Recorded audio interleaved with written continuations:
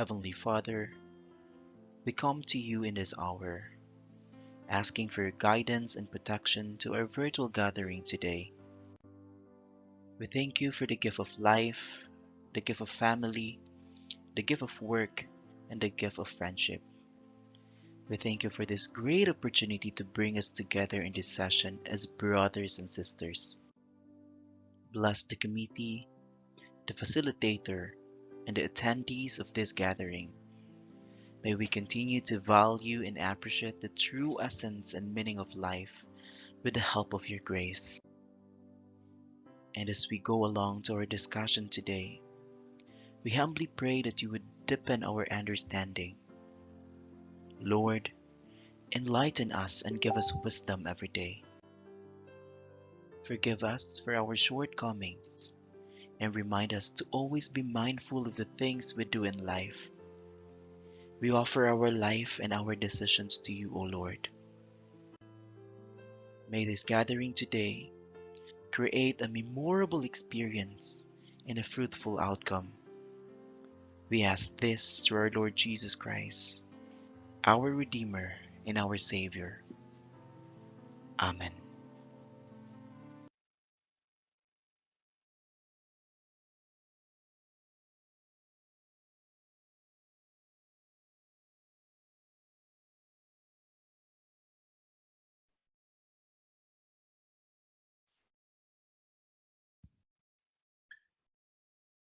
Good morning, everyone. Maayong buntag. Maayong buntag. Good morning. Morning, Morning. sir. Morning, sir. Morning. Morning. Welcome to Siliman Good morning. University. Good morning. Yeah, welcome to Siliman University. And I saw familiar names on screen here. Welcome back, I guess. So maybe after study leave or after from sort of a leave. This room consisted of participants coming from different departments. Our new family member in the university. There is one from IRS, two IRS. Hi, Ma'am Brenda. Welcome back. It's nice to see your name online. Good morning, everyone. I am Dave Marshall. I am the director for the Office of the Silliman Online University Learning. As you all know, Seoul Office or Silliman Online University Learning is the youngest department in the academic unit in the university. The office was created last year, May 2020, not just basically for because of the pandemic, but this is actually part of the long-term plan of the university in terms of integration of educational technology in teaching and learning. As we all know also, educational technology is one of the thrusts of our president, Dr. Betty Macan, upskilling technology integration in teaching, actually not only in teaching, but also with the administrative operation in the university. So welcome to Seliman University. Welcome virtually, and I am happy to see you. And it refreshed our memories of last year when we conducted massive training with our colleagues last year in preparation for 2020-2021. So there's training for newly hired or um, what is this? For those who just come back from study leave, perhaps this is a training, a very basic and introduction training on the use of our official learning management system at Silliman University. The platform is called My Soul. That refers to our learning management system. Okay. Now, before I will give the screen to the skills training or hands-on training on the use of My Soul, let me give you some concepts just to give us a good start and have a good mindset why there is a need for us to learn skills in managing a learning management system. And my topic, this is only 17 slides.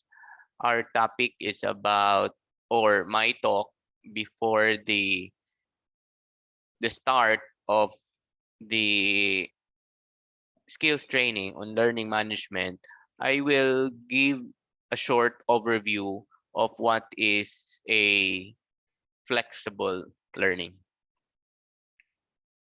I hope you can see my slides. You can give a thumbs up. So understanding technology enhance flexible learning.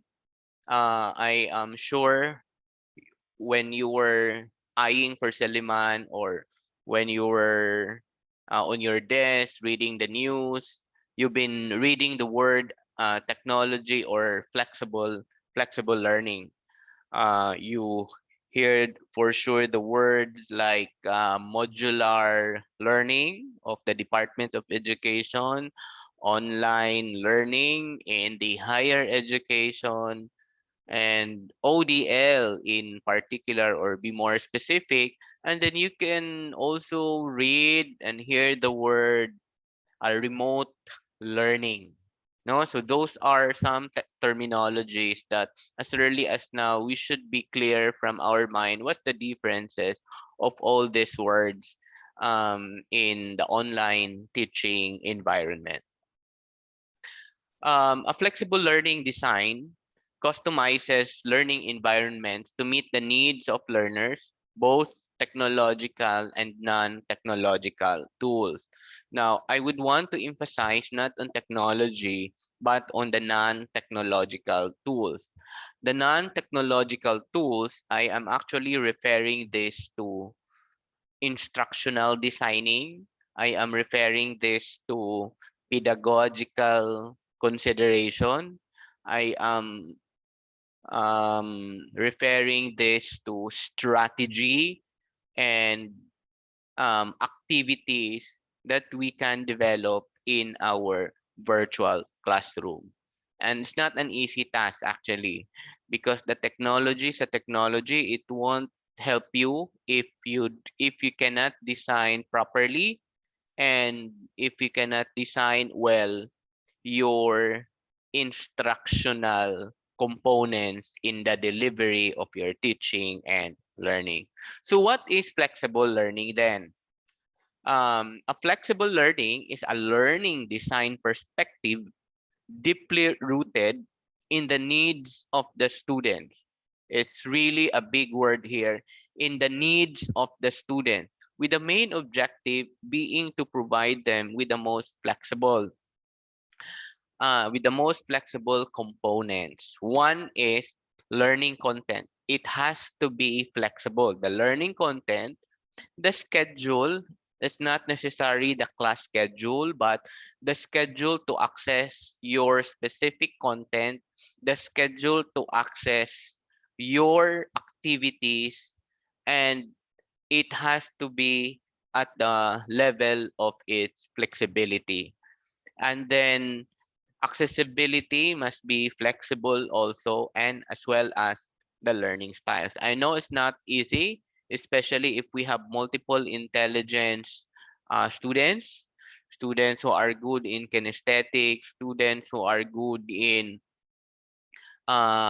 students who are auditory, and so on and so forth. It's difficult to have multiple and more flexible according to the needs, especially on the personalized learning components of our participants or learners. Flexible learning conveys more scheduling options, day or night, on campus or off campus. Okay? Conveys more scheduling options. Later on, you will see why it conveys more on the scheduling options.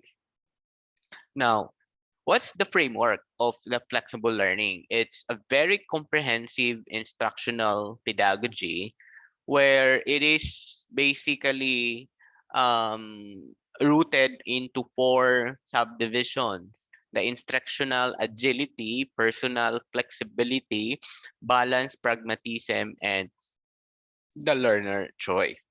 Now, I wanted to highlight on the first um, quadrant, I mean, here on the technology enhanced learning, specifically on digital literacies, mobile learning, learning spaces, and the learning analytics. We will go into that. Being you colleagues, being a first time perhaps in teaching online distance learning, we will focus more on technology enhanced learning, particularly on the three: digital literacies, mobile learning, and understanding the learning spaces. As we go along, maybe mid-semester, I invite you to attend upscaling activities because our experience, your experience in the first few months would be totally different experience in the succeeding months, like on the third month, fourth month, and the last month of the semester. Most probably, your main agenda or your primary focus for the first 2 months or perhaps before the midterm is the preparation of your content, the preparation of your teaching material. But towards the end, our focus would shift to student engagement, would shift to how to ensure that students would be engaged in our learning management system. On the half of the semester also, you will come to realize, I hope you will not experience that um, you will need you will need a screen break. If you notice, many universities in the country, they they offered screen break along the way. It is because teachers, students need this kind of break, away from the desktop perhaps, or just to take a rest from all the sleepless nights and the preparations they did in the delivery of their online distance learning. Flexible learning, because it is flexible, it must be structured. Very, there's an irony here because flexible learning is at the level of acceptable flexibility. It has to be structured in such a way that teachers should be able to manage it properly, organize the resources appropriately, and offer activities that would increase engagement among our students. Now, the two major component when we talk about flexibility and making our classroom structured, there has to be, let's not forget about how can we provide feedback mechanism among our students, and at the same time this feedback mechanism must have a balanced component in terms of designing your instructional materials. A useful approach to embedding flexibility is to consider it in relation to how and to what extent it is being integrated in leveraging key dimensions of learning and teaching. And there are 8 learning dimensions that we have to make sure that our students would be engaged. For sure, you will not pay attention this 8 as of the moment. But as you go along, please recall this because remember there is what we call student evaluation, and student evaluation, as we notice in the evaluation, they always look at this different perspective on how you as a teacher is being engaged to them, or the other way around, vice versa.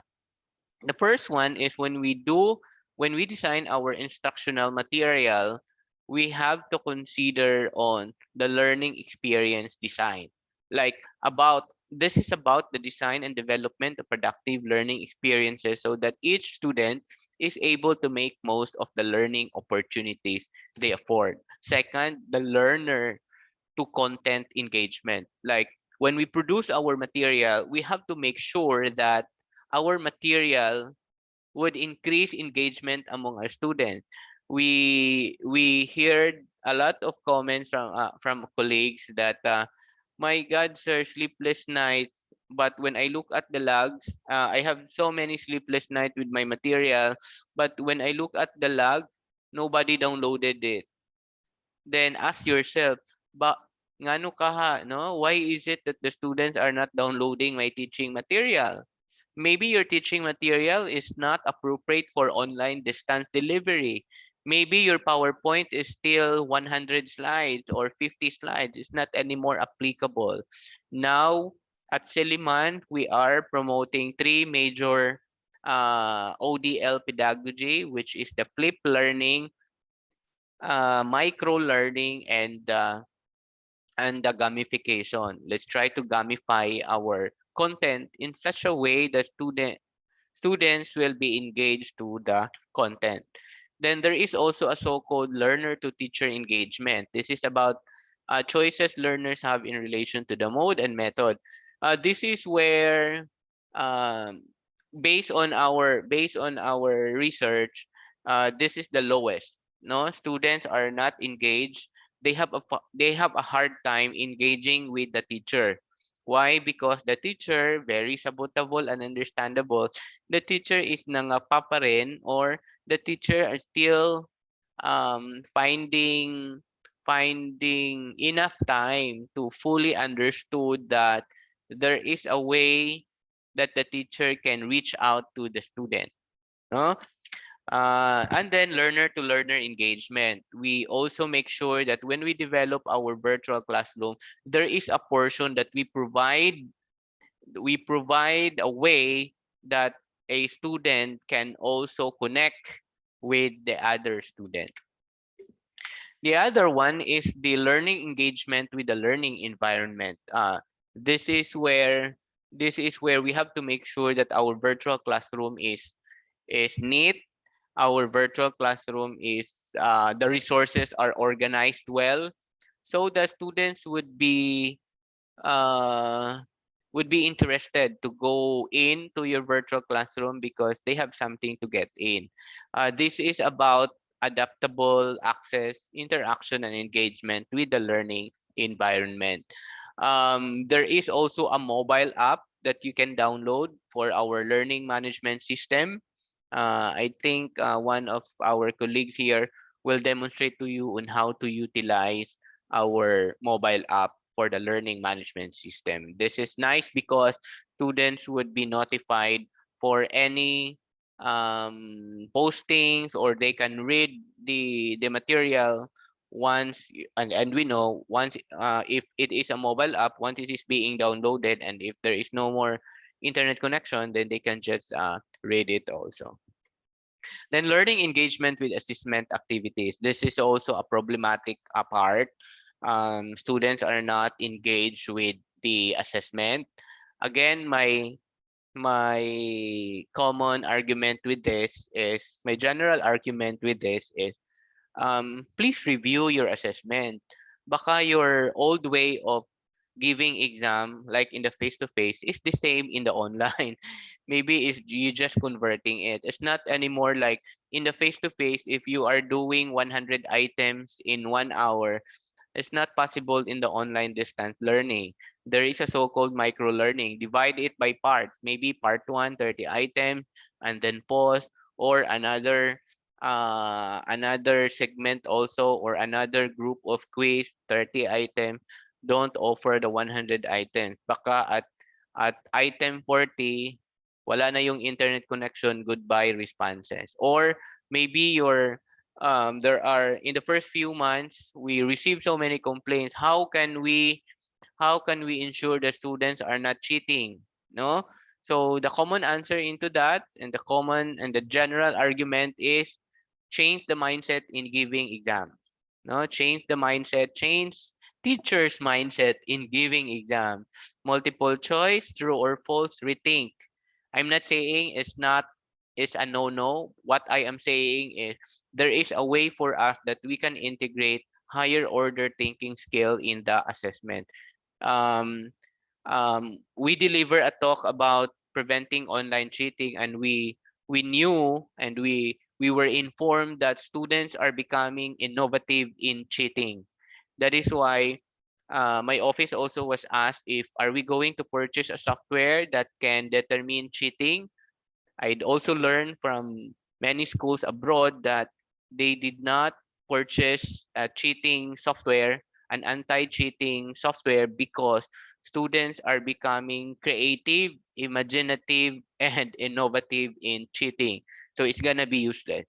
So experts and researchers' argument and suggestion is let us all rethink and let us all review the way we give assessment to our students. This is also kulelat in terms of um, engagement, the feedback. Totally understandable because we are still struggling understanding the management of our learning management system. Hindi na check, especially if essay or there is no even when there are assignments provided, because assignment and essay are not automatic checking. Student Teachers are not giving feedback. There is no consultation time. Teachers never reach out to students, and the teacher said, paano naman kasi I have 40 students and I always give assignment every day. So my argument is bakit naman every day my assignment? So if you have 40 students, find a way that you will not be drained in checking all the requirements and activities. No, enough lang, because after all there is this buzzword called recalibration. Recalibration, we have to recalibrate our syllabus. And the last one is, I think this is less emphasis with the teacher. This is learner engagement with the institution. So that is why we have different offices in our MySoul.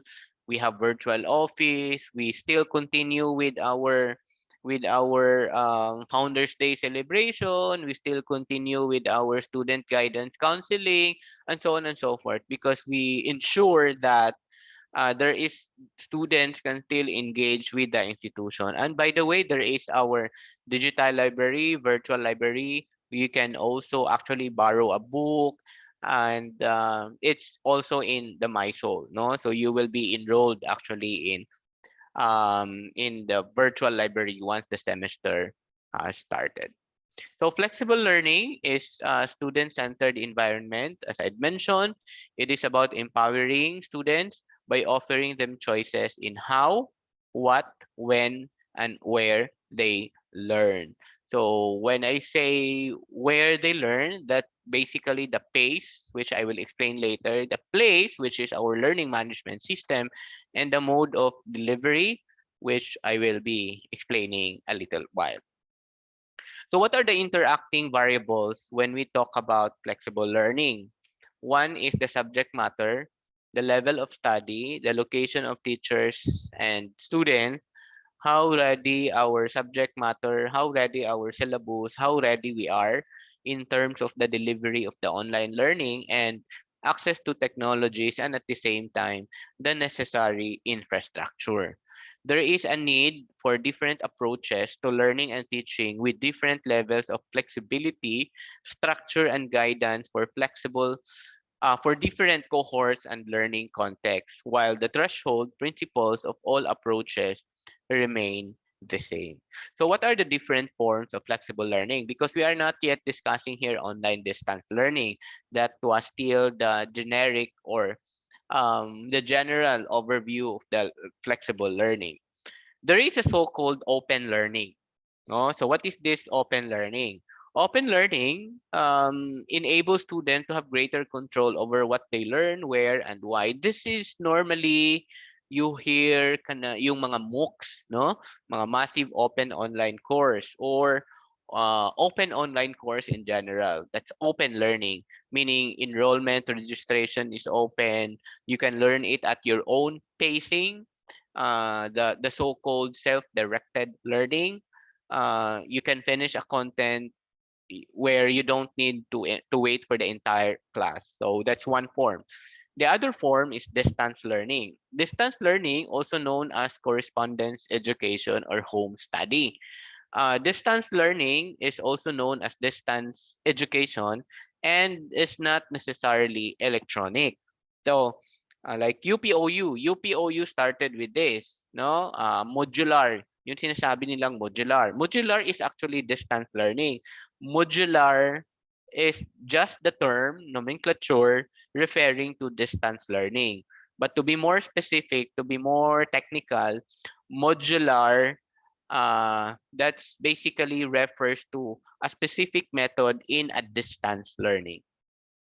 Work-based learning is another form of flexible learning, and this is more applicable in the workforce or in the workplace. Educational strategy that provides students with real life work experiences where they can apply academic. So work-based learning is also applicable.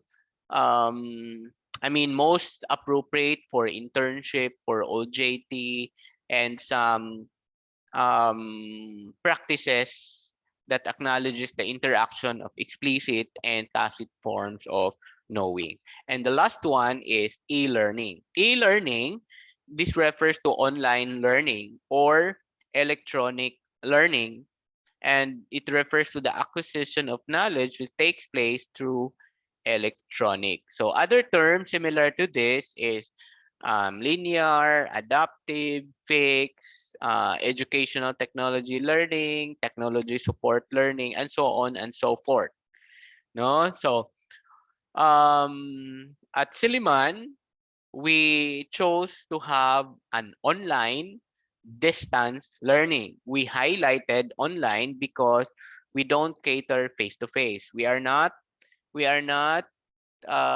face to face. We are not blended learning. We are fully online distance learning. No? So full. Dapat when we prepare material, it should be full online distance learning. Although the medical courses, there is a so-called limited face-to-face, but it's not, but only for skill acquisition courses like practicum and selected courses, OJT, and selected courses, and in the medical, no, in the medical programs, medical and in the allied health program. So we are emphasizing online distance learning. In fact, in our enrollment, we highlighted that we are into full online distance learning. Students must have this gadget, desktop, and laptop. There should be a good internet connection, a certain bandwidth requirement for them to enroll at Seliman. I am telling you this because you might experience a student will say, Mom, sir, I don't have desktop or laptop. What's our stand with that? Our stand is they have to, because after all, that's part of the requirement in the during the enrollment. We have a guideline, we have teacher guideline, we have student guideline, we have parent guideline, and it is very clear in our guidelines that we are into full online distance learning. Why I am telling you this also because there are features in our MySoul, in our learning management system that cannot be or will not work if it's not in desktop or laptop, or if the students are only using the smartphone.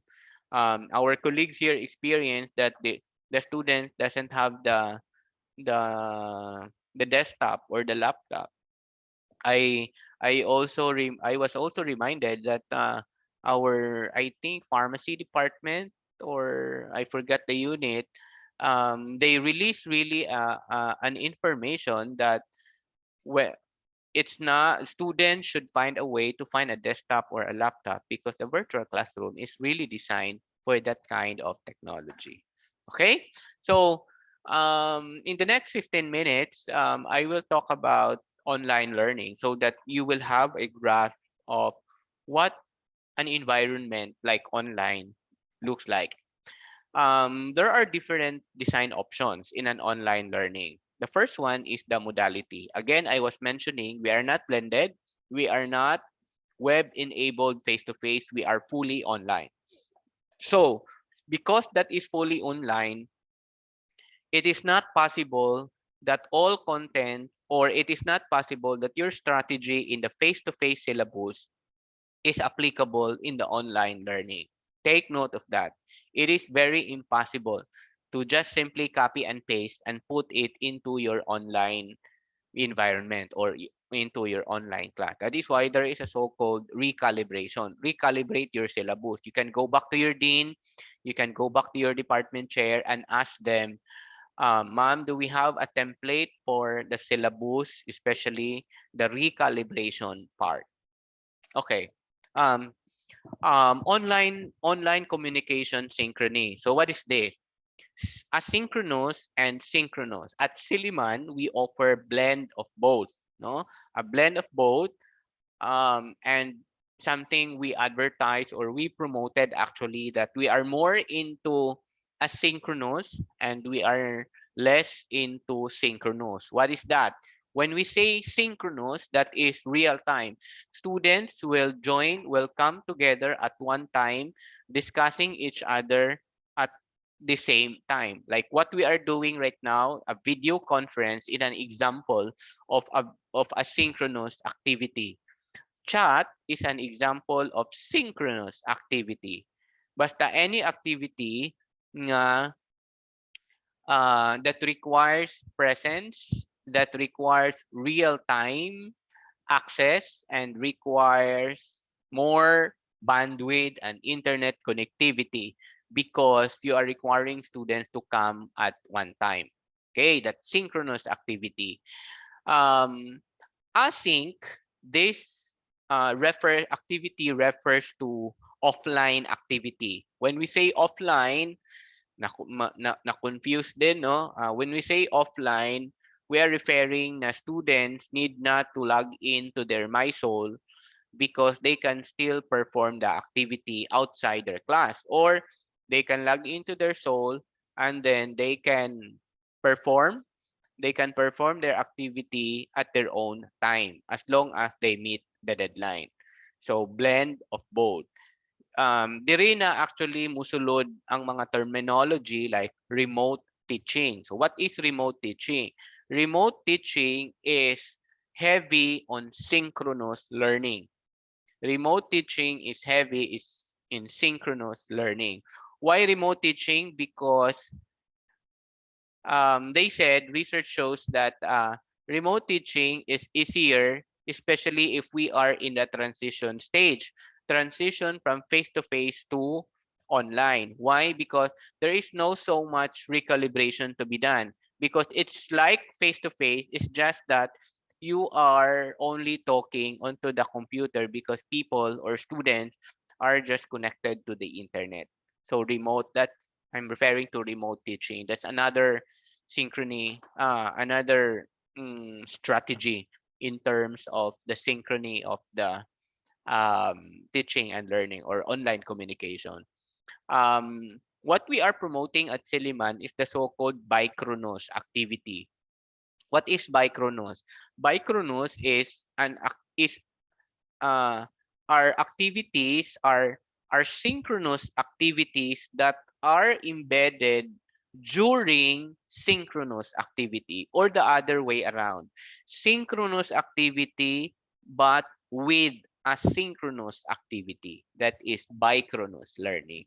Um, I think Fred Lee, the training specialist at Seoul, will be preparing a pre-recorded link of all those things that I'd mentioned so that tomorrow you can read them as part of our asynchronous activity.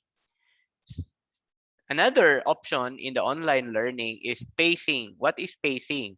That's self-paced, class-paced, class-paced with some self-paced. At Siliman, we are offering we are integrating class-paced with some self-paced because our My Soul is capable of doing self-paced. What is this self-paced? Self-paced is students need not to wait each other to elevate or to escalate to the next learning level. That is self-paced because the system will lock. If you cannot meet this score, you cannot open the other activity and so on. It's class-based because teacher will say, okay, on Monday, all exam will be open. And then we will have a quiz on. That's class-based, similar to a face-to-face.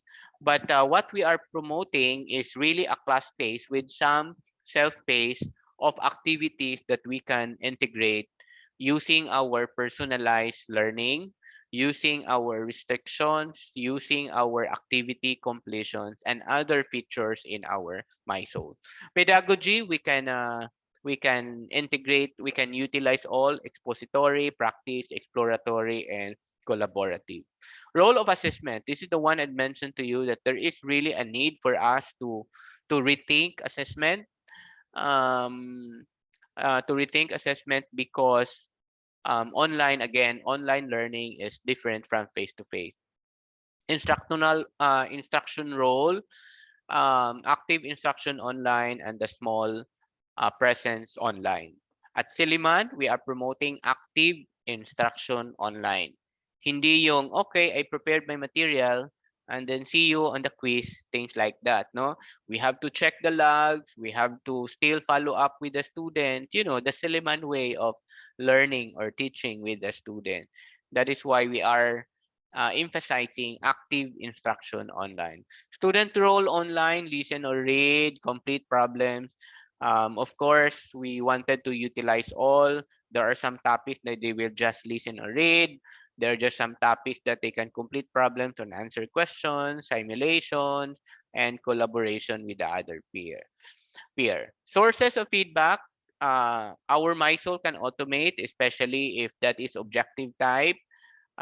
Teacher, of course, we can do also all our mga notations, no, graphical notations, visual notations, and some way to give feedback to our students. You can also do a peer.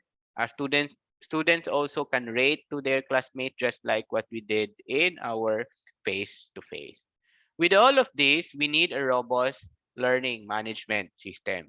We need a robust, a centralized learning management system. And that is, we have the MySoul. It's a Moodle platform. I guess many of you, perhaps coming from other university, familiar or hear the word Moodle. It's a universal platform that you can actually adapt even if you will maybe discontinue to Siliman and work with other university, you can still use your knowledge about it because it's a universal learning management system. And for My Soul, again, My Soul is the name of our learning management system. So with this, I will turn over the screen to our first speaker who will give us and walk through us to your virtual classroom. Are there questions so far before I will turn over the screen to my colleague?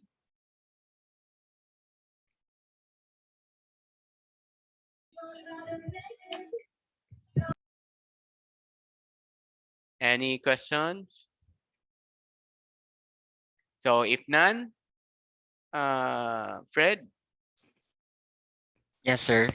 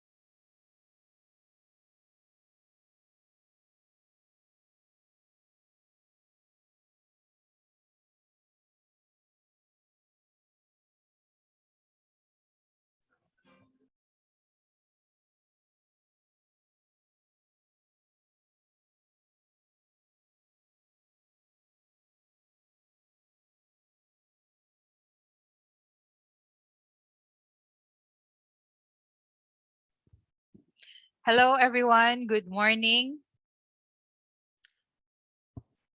Good morning. Good morning. Okay. So, Morning. okay. So, Morning Good po. morning. good morning. Okay. So, I will be going, I will be walking you through how you would be able to log into Soul. For now, we are giving out guest accounts for those who don't have accounts yet, like you don't have the SU account yet. I will be I will be presenting on the screen later on as we go along. So hopefully everyone has already accessed even the main page. It's soul.su.edu.ph, and this is our main page. It would look like this. Okay.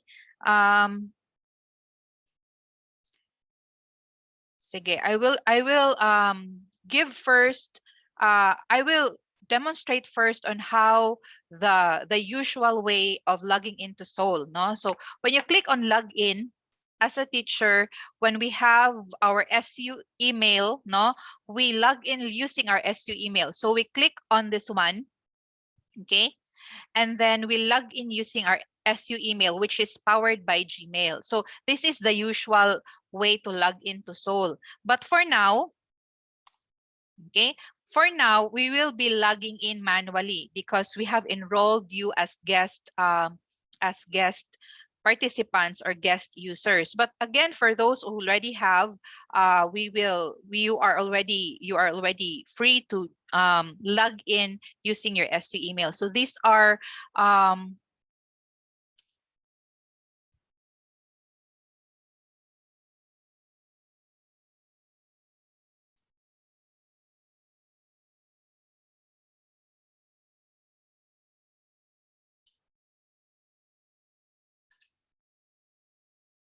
okay.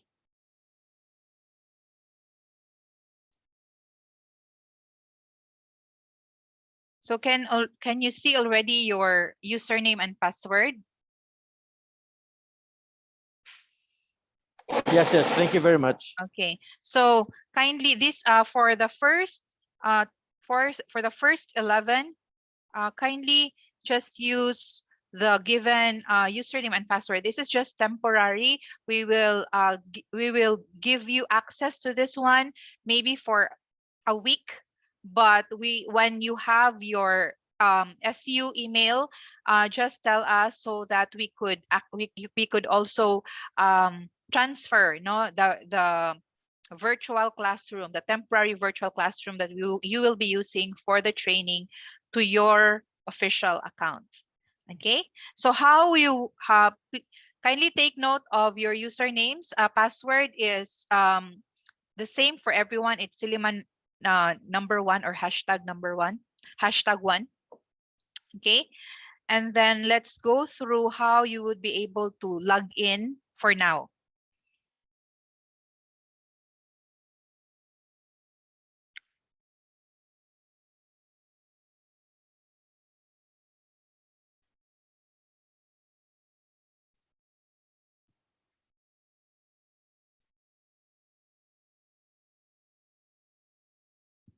Okay, so to log in for now using your um, temporary login details, you go directly to the main login side, which is this one. So you place whatever was assigned to you, and then of course your temporary um, password as well. Okay.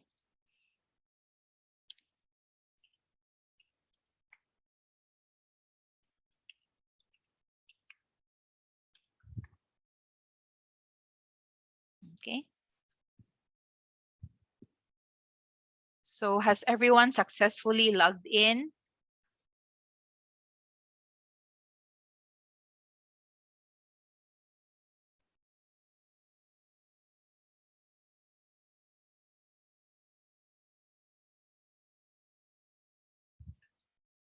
Can we see a thumbs up for those who have successfully logged in?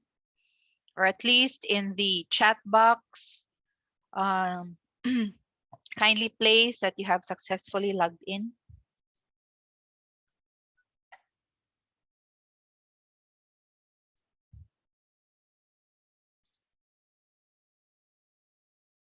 Okay.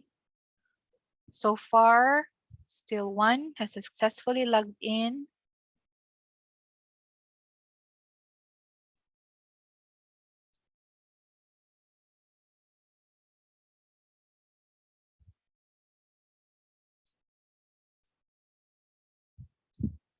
The Apologies, password but is can I ask for that info again for the username and password? okay. I will flash it again. Sorry.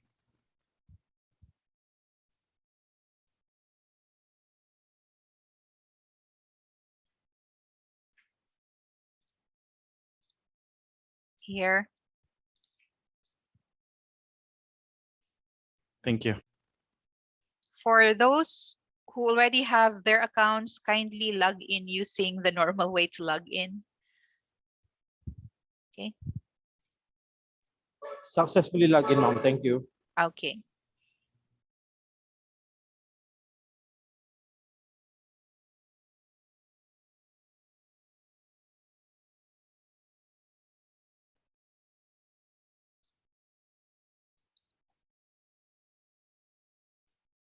How about the others?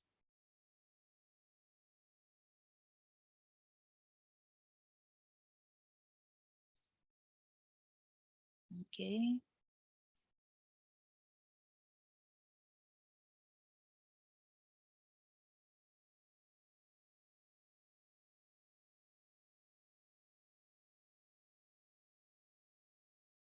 We'll give a minute or two, and then we'll go through with how you will navigate your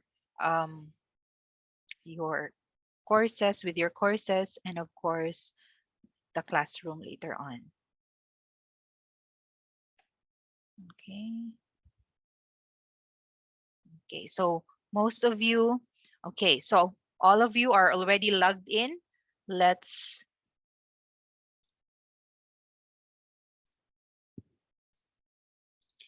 go back to your course dashboard. So this is how it would look like. For mine, it has a lot because I have classes in the mid-year, and of course also other permanent classrooms. So these are actually thumbnails of your classrooms. Hopefully you could see one in there in yours. Okay, so we have assigned one virtual classroom to you. So there should be like virtual classroom 1 to 15.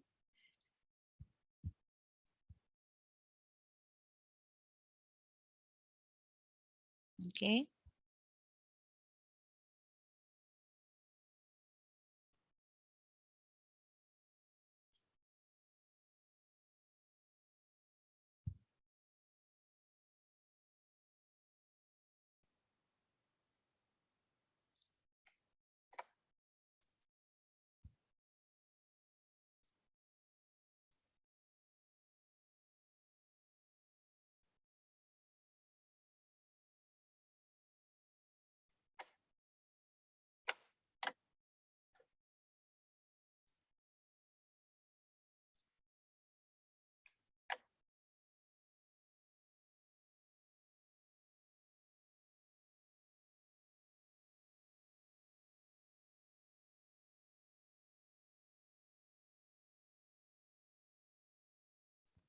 Yes, it's still hidden. Kindly refresh in a while.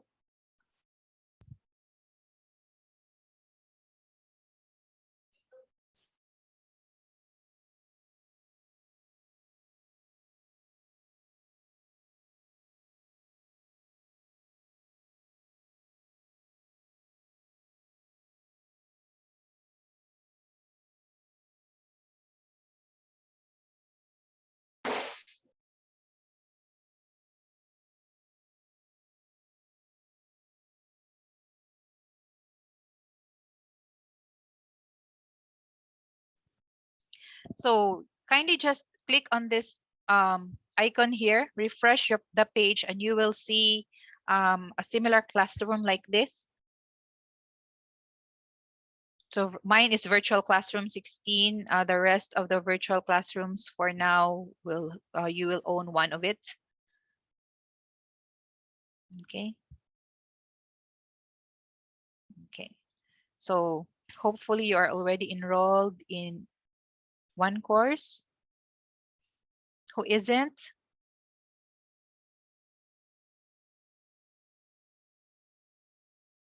Um, okay.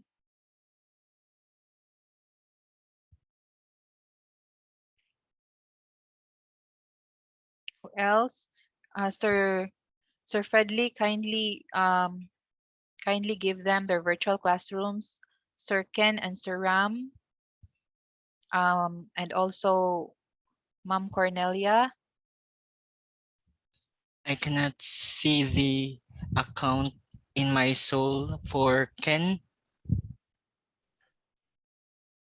Ken for Ken Sigun, and then Ramagbag, Yes, and then it's. Raymond. Let me try first. Okay. Is it there? Ma'am, how about for Ma'am? Sir Romel is done, and then Okay, Sir Raymond is done. Josie, Sir and Ram. then Quello is done, and Son is done. Do we need more classrooms, Sir Yes, Fredley? I guess. Oh, Okay.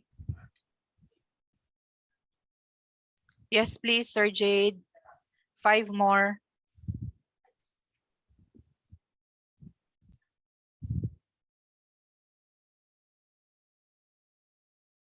Okay. Okay, so if you get lost, no, you just have to click on the My Courses page. Sorry, the My Courses here, just at the upper right portion. So there's My Courses. If you click on My Courses, you will be redirected to the course dashboard, which is this one. So you would find your virtual classroom thumbnails here. Okay, let's wait a while so that everyone will have. Okay, so we have newcomers.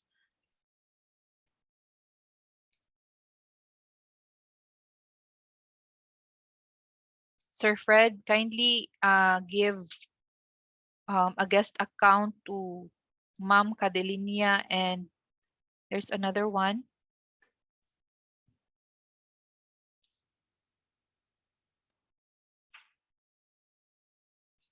And Ma'am Glenda Ko.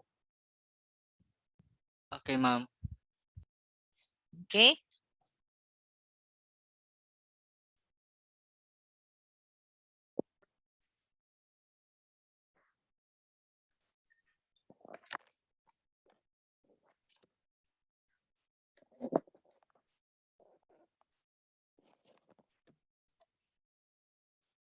Sige, because most of you already have this, hopefully you already have this, so you just click when you are in your My Courses page. All you have to do is just click on the thumbnail and you are eventually inside your virtual classroom. So this is how your empty virtual classroom looks like. Okay, so in a while we will go through what you can do in your virtual classroom. When you want to go out of your virtual classroom, all you have to do is click on My Courses. So let's try that one, My Courses. Okay, and you will again be redirected to your course dashboard. So what can you do with your course dashboard? So in here you have your deadlines, meaning whatever activities you have or you will give in all of your classes, it will be placed here. So you will be reminded that you have activities that are placed on a deadline. And then at the lower portion also, you will be reminded that these activities are not yet graded. So, or you have missed grading some of the students in your class. And then in here also, because your students could directly give you a message or send you a message, you could also see who has messaged you. And of course, later on, if you will be part of, we would need your official accounts so that you would be part of the My Soul training course, wherein all of the announcements, even all of the things that you will be learning in the next 2 days of your training here are all there. It's like the virtual classroom for teachers, so they could follow whatever, or they could refresh themselves with whatever needs to be learned or upskilled. No? So let's go back, and then in here, um, maybe for you, you still don't have this one, but earlier it was actually hidden. Your courses were hidden. So it means hidden courses. If you click on this one, these are the courses that you have hidden or were hidden by Soul, but you still have access to it. Like, for example, at the end of the semester, we usually just give 2 weeks extension, maybe for submissions by students, and then it becomes unavailable to them but still available to you. So they're actually placed in hidden courses.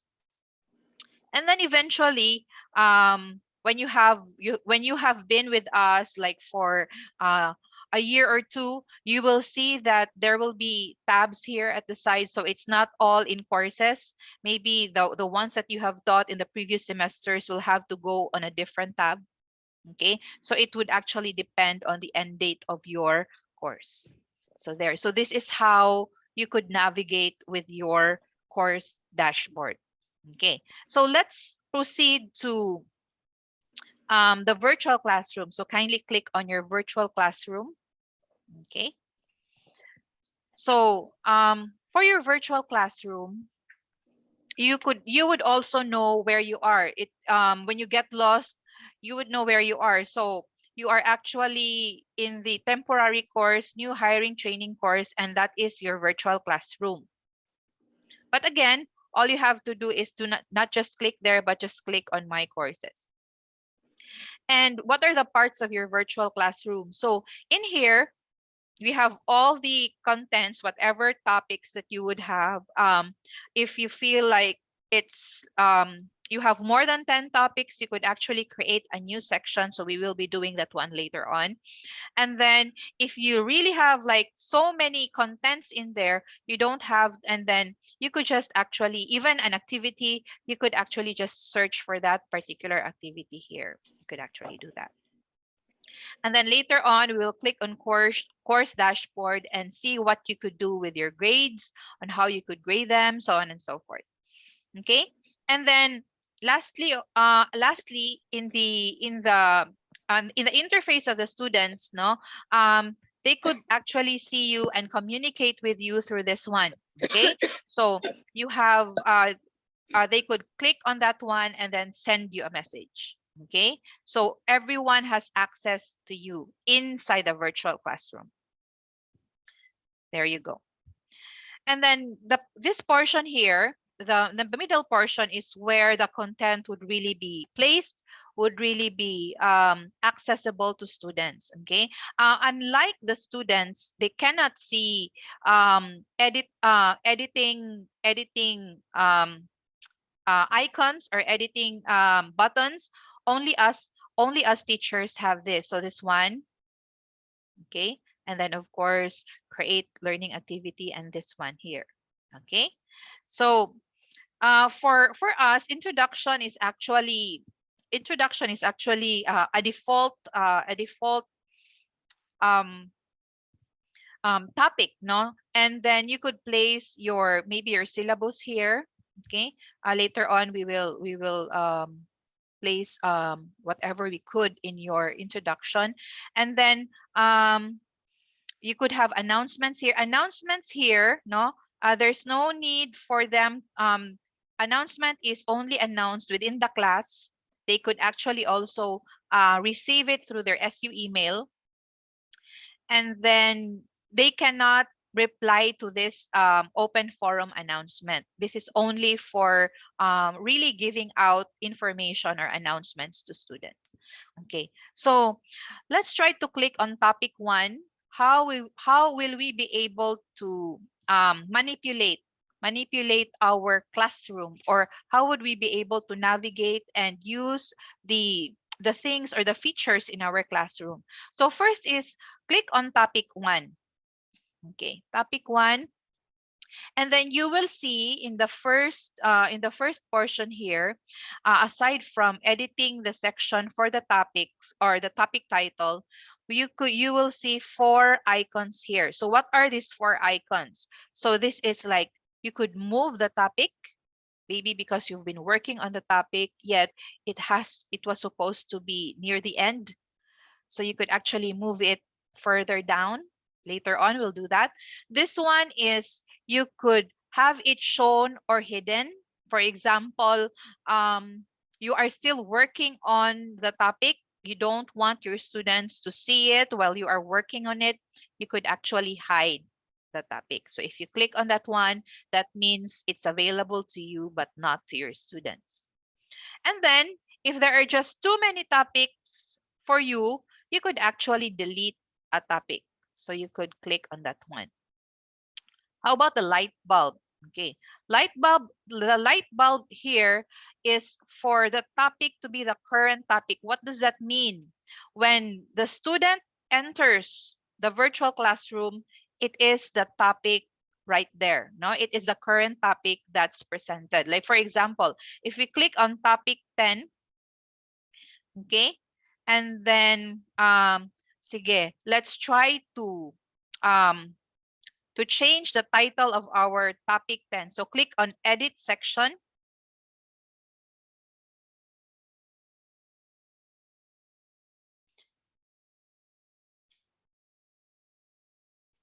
Okay.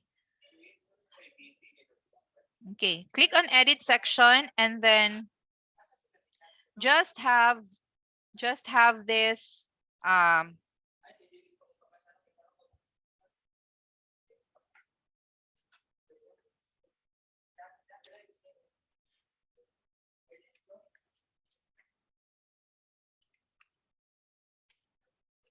okay.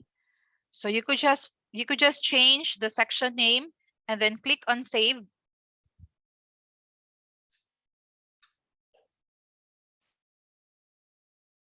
Sorry. Click on save and then click on the light bulb. Okay, so that means when we enter the classroom and when your students enter the classroom, this is the topic that will be presented to them right away. So let's try to click on my courses. Let's go back to our course page. And then if we click on our virtual classroom, we are directed right away to the final project or the last topic, or the topic that wherein you have clicked on the light bulb. Meaning, this is done so that they would also be aware of where they are in the course. Like for example, most of the times, if you don't place or click on the current, no, the light bulb, it goes directly to the introduction, yet you are already in the middle of the year, so it doesn't have to be in the introduction right away. It has to be like somewhere in the middle of all the topics that you have. So that is and also, as a teacher, we should be aware of also placing the right current topic, because maybe we're already in topic 8, yet our the current topic that we have clicked on is still in topic 2. So again, it's also something that we have to also be aware. Okay, so let's now try to um, edit our section again. So let's click on topic 1. Okay, topic 1. And then, by the way, before we proceed, I have seen that there are still who has no access to who has no access to the classrooms. Okay. All of them?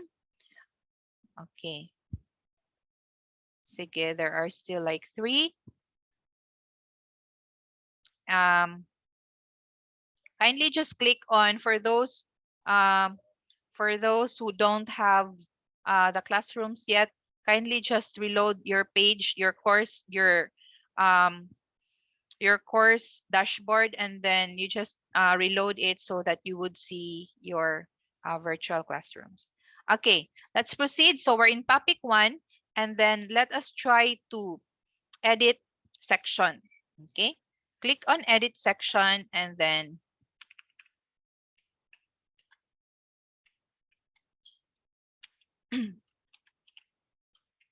so that's for me. I know you have your own set of topics there.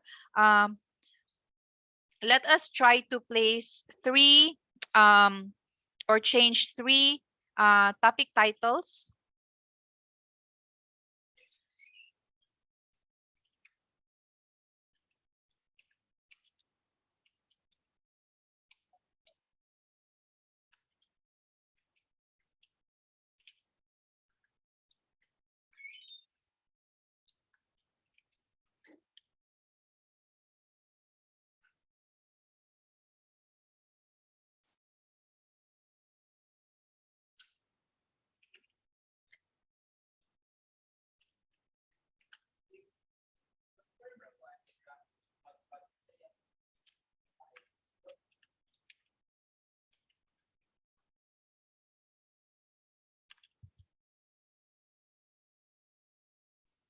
Okay.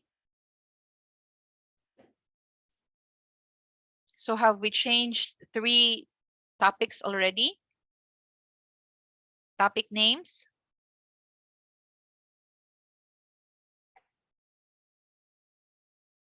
Kindly give us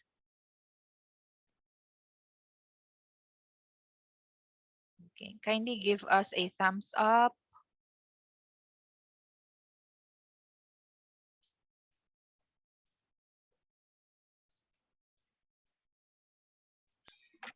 Ma'am, question, should we click save changes? Yes, when you click on edit section and then change it, you click on save changes. Yes.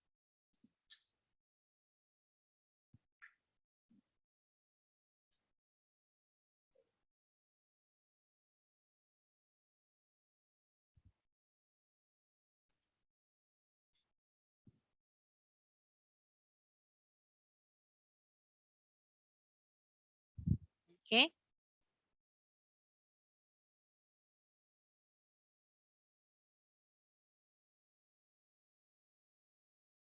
Okay, so let's click on the 4th and then click on edit section.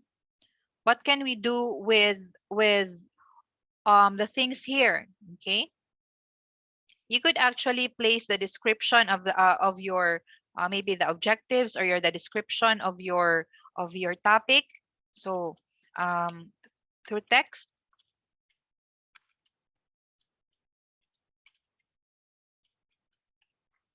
and then maybe the objectives. And then you could actually also paste images, like for example, um,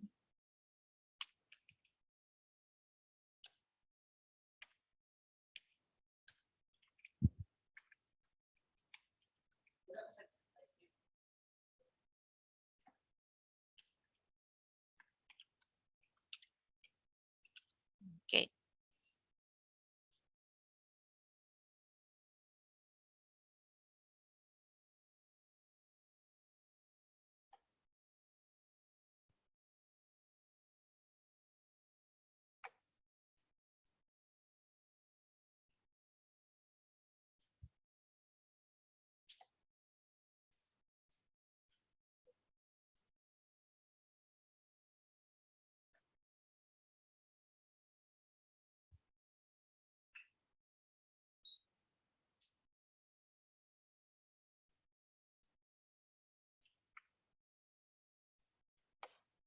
So how would you be able to place a picture? You could search through Google, or if you have your own pictures online, offline, sorry, you could actually just click on the picture and then copy, and then directly paste the picture in here. And then yeah, it will show. And if it's too big, you could actually just double click on the picture, and then you can resize the picture. Like for this one, I will just take half of that one and then click on image. I want it at the center, so I will just click on this arrow here so that I could access more features that would help me enhance my description. So I will make it center. Okay, so there. And then we could also have like an introductory video in here, now placed in here. But the videos that we could access, we could place in here are those available in YouTube, so that it doesn't have to occupy space within our for our virtual classroom. It would not, we will just get the URL of whatever video is needed. That is if it's needed, no? Most of the times, the teachers will just give either a description, objectives, and maybe an image of how, or an image that would actually give give the students the idea of what this topic is all about. Okay, so there. And if you are done with that one, you click on save changes, and then there you go. So you already have your description of the topic, and then objectives, and maybe some pictures or images. Now, if you feel like you still want to edit it, you could edit it. Now you could still actually edit it. So there you go. Changes on the images. Okay. Sige. So how would you be able to change or at least resize the images? Click on edit section, and then double click on the image. When you double click on the image, you could resize your image. Okay, if it's too big, and then just click on that one, and then it's auto resized, so the other portion will also change. You click on save, and it is there. Now if you want it like if you want it in a different alignment, so you just click on the picture, click on this icon here, which means there are more buttons at below. So there, and then you could place it wherever you want in that particular box, and then you click on save changes. Okay, so there you go.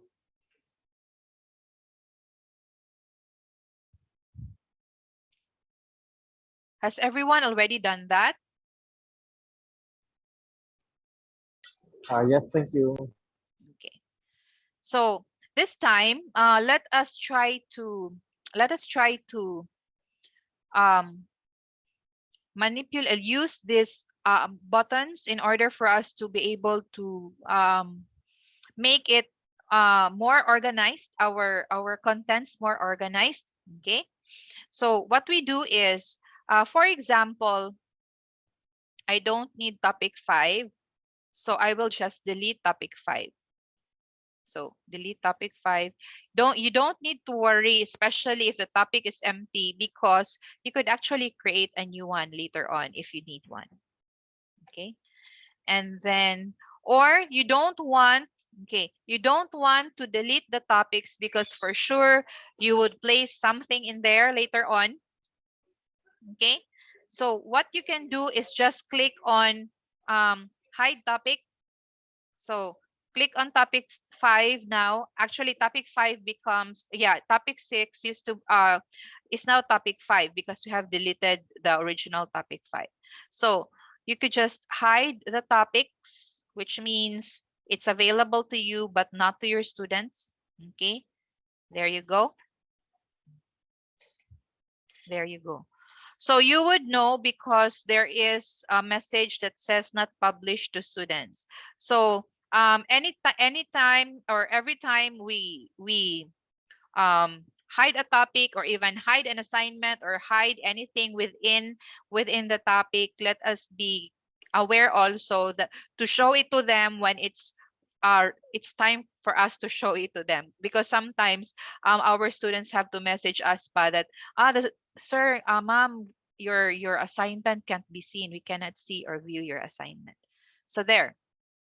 And then we would want to have would want to have final project to be available. Okay, we'll have this one first. So let us create a new section first. Okay, create a new section.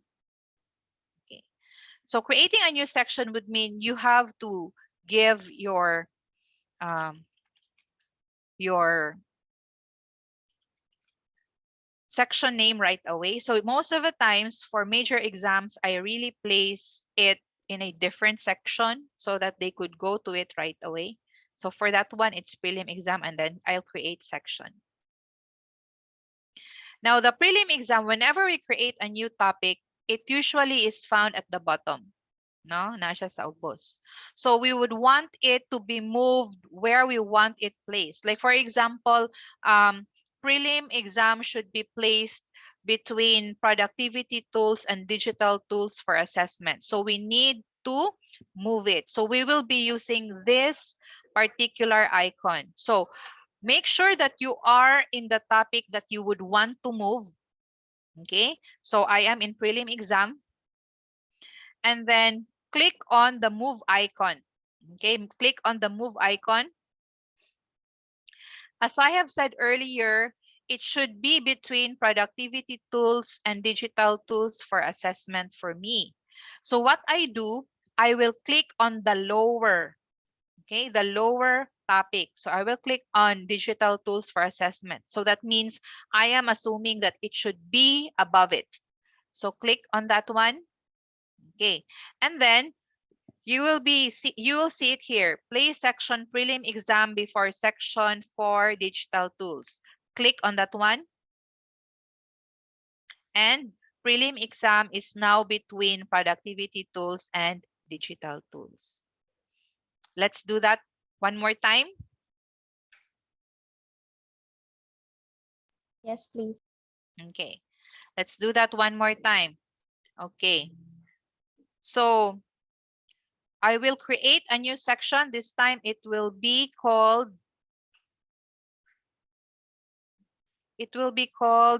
midterm exam. Okay, then create section. As usual, when we create a section, it is found at the bottom portion of our contents. Okay, so we will have to move midterm exam. So let's click on the move icon. This time, midterm exam should be after digital tools for assessment. Okay, so after digital tools for assessment, so I have to click on topic 6 because it should be, it should be before topic 6. Click on topic 6. Okay, and then click on this one here, place section midterm exam before topic 6, which should be after digital tools, and midterm exam is placed there. So that is how you would move topics. Now, this is actually only for topics, no? For topics lang. In your own topics, you could move you could actually also move sections, or you could actually move parts of whatever needs to be moved. Okay? So, we're still here in the topics portion.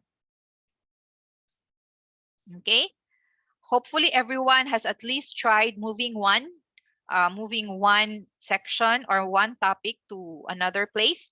Okay, so we have already used move, we have already used the hide topic, and then we have already also used the delete topic. Now, maybe we are curious, how does our students see our classroom? Okay, so we will try to change roles to students, just so we would have an idea, because especially if we are new to using Soul, we are also curious, did I really hide my exam? Did I really hide my activity? They shouldn't be able to see it yet. So how would you be able to make sure that you have hidden it? So what we will change roles. So click on my courses. Okay. And in here, you have switch role to. So you click on that one and then click on student. Okay.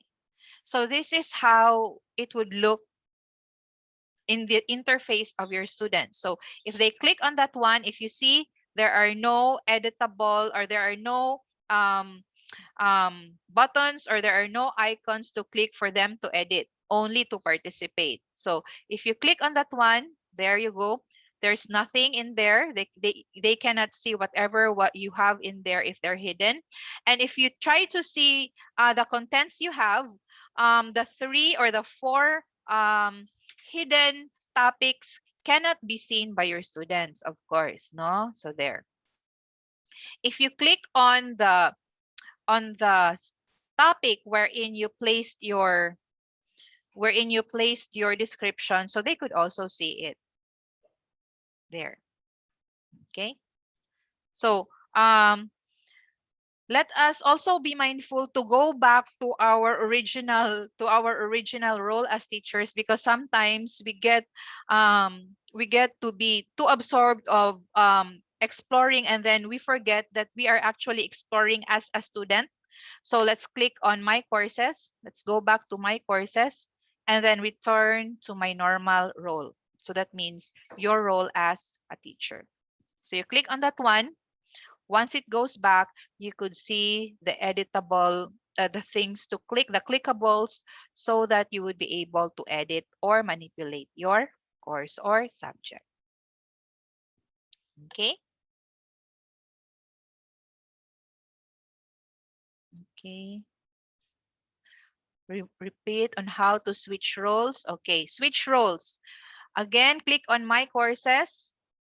And then in here, you would see profile, dashboard, grades, preferences. There is switch role to, okay, before you log out. So switch roles to, click on that one, and then click on student. Okay, student. And then what you see right after is the interface or the display that your students would see inside your virtual classroom. That is if they are enrolled in your virtual classroom. And if you look into it, if you look into the different topics that you have, you would see that there are no clickables for editing that your students could see. And if you might have noticed, the ones that we have hidden, the topics that we have hidden, they could not access it. Okay. And then if you want to go back, you click on my courses to go back to your normal role. Click on my courses and then click on return to my normal role. There. And again, the clickables would appear. So that means, so it's like this. Whenever you have switch roles and then you forget that you have actually switched roles, your role to being a student, and then you haven't seen these clickables, then that means you have to return to your normal role as teacher. Okay.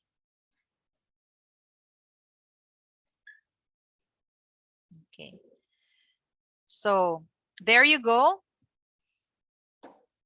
What else can we, okay, so this time let us try to click on the current, the current light bulbs or the current topic.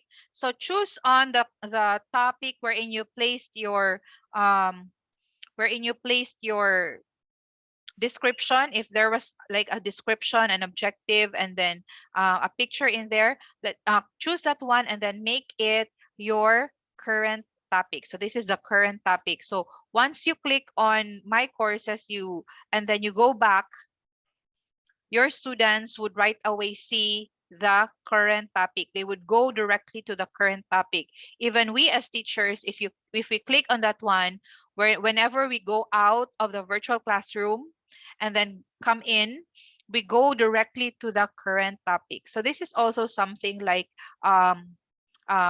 it would also give us be aware where we are in the topic. Okay. So questions before we proceed?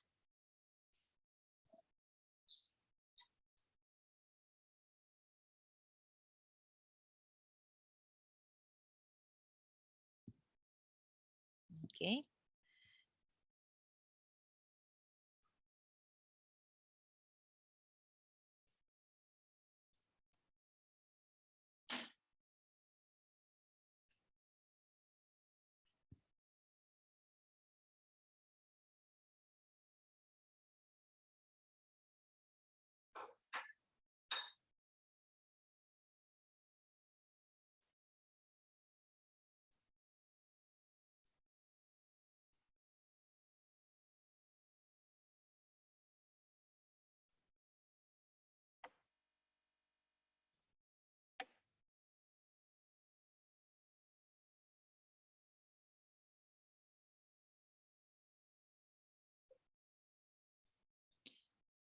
Okay. So before we proceed, let me give you 2 minutes to um, prepare even some of your PowerPoint slides or your notes. Kindly look into them in your folders there. Let us try to make or upload our first resource. How would we be able to also make an activity? Or for now, we will be able to. Uh, okay. We will have first the upload of resources. How would we be able to upload them?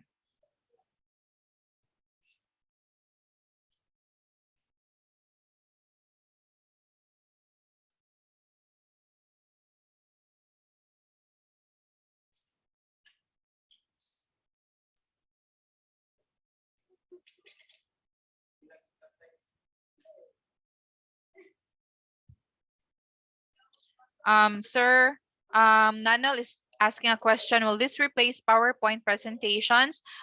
We could actually upload our PowerPoint presentations for our students to be able to have access to our notes.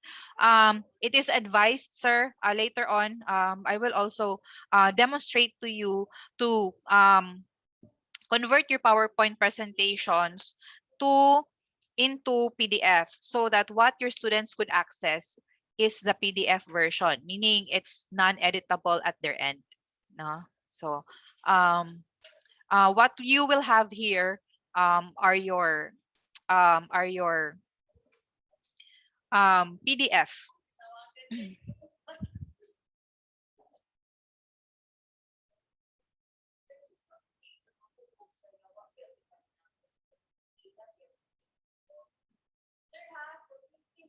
Okay.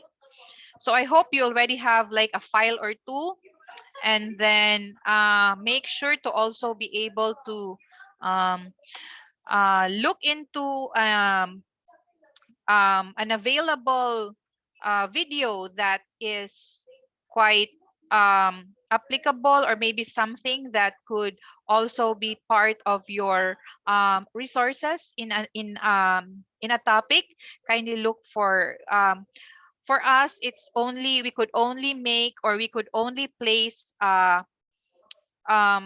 you could only place or make available videos from YouTube in our virtual classrooms. Okay.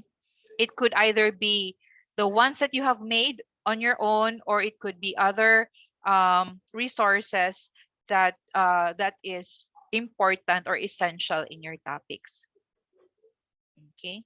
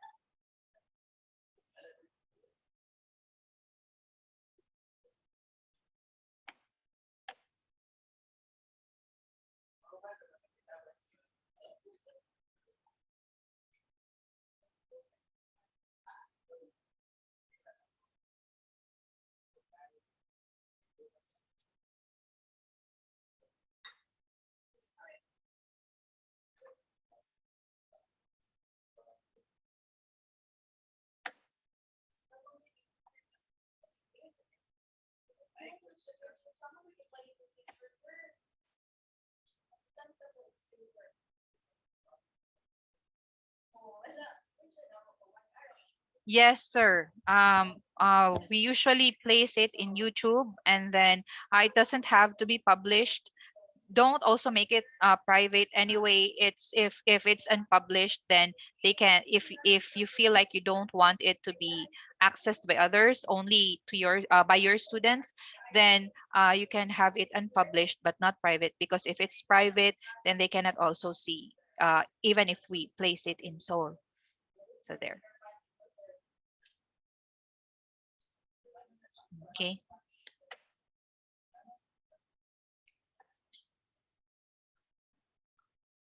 Okay. Hi, Ma'am Cadelinia. Kindly click on katong refresh, ma'am. We have already assigned a classroom for you. It's virtual classroom 19 po.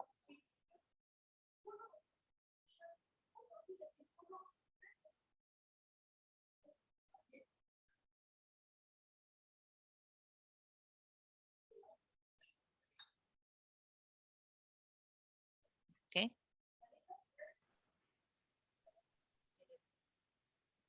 Wala pa mo 19. Asa man ang may wala pa. Virtual 19 sa ubos pag yun. Okay, ma'am. Dili siya mayroon. Asa min dire ko? Kindly click on this one, ma'am. If you are in my courses, ma'am, so you click on my courses. It's empty there. Empty pa siya, ma'am. Oo. And then you click on this icon here, ma'am. Reload this page. Click, so that you will able to see virtual classroom 9 ani, ma'am. Virtual classroom 19. Virtual classroom. Do you have it already, ma'am? Not yet. I'm still searching. 16 na na. Oh, mine is 16, ma'am. Ako, Yeah. So I'm looking for 19. Yeah, you're already in Seoul na, ma'am. Naa ka sa Seoul. Oh, yes. And then you click on this icon. Kani siya, ma'am. Reload page. Refresh mo na. Oo.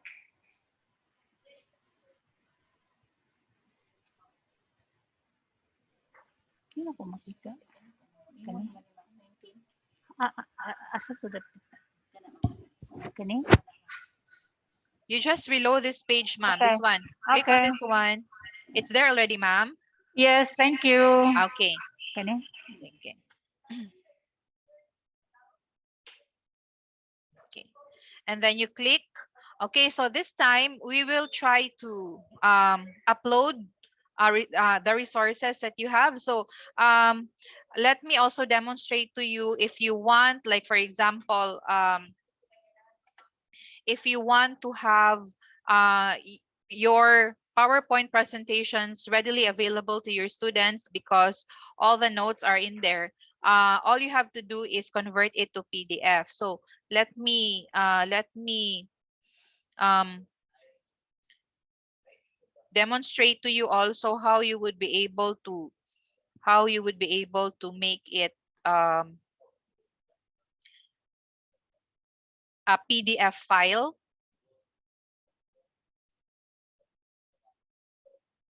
Okay, there.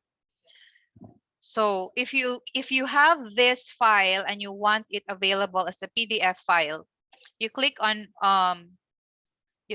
file and then save as,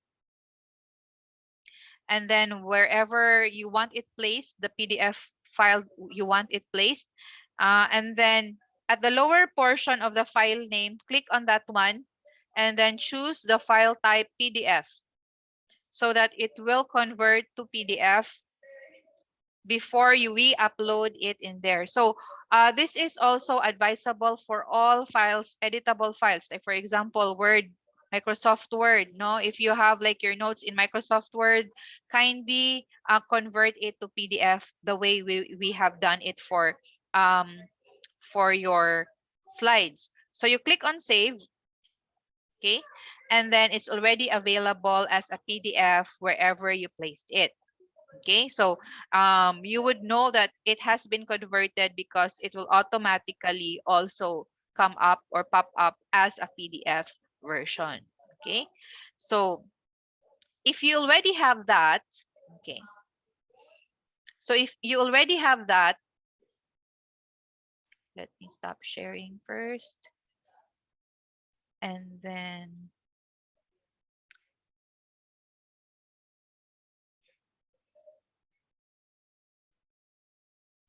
let's go back to our classroom. Okay, so my notes will be for problem-based or project-based learning. So just click on any of the topics that you have and those that you have prepared. Okay, directly upload it.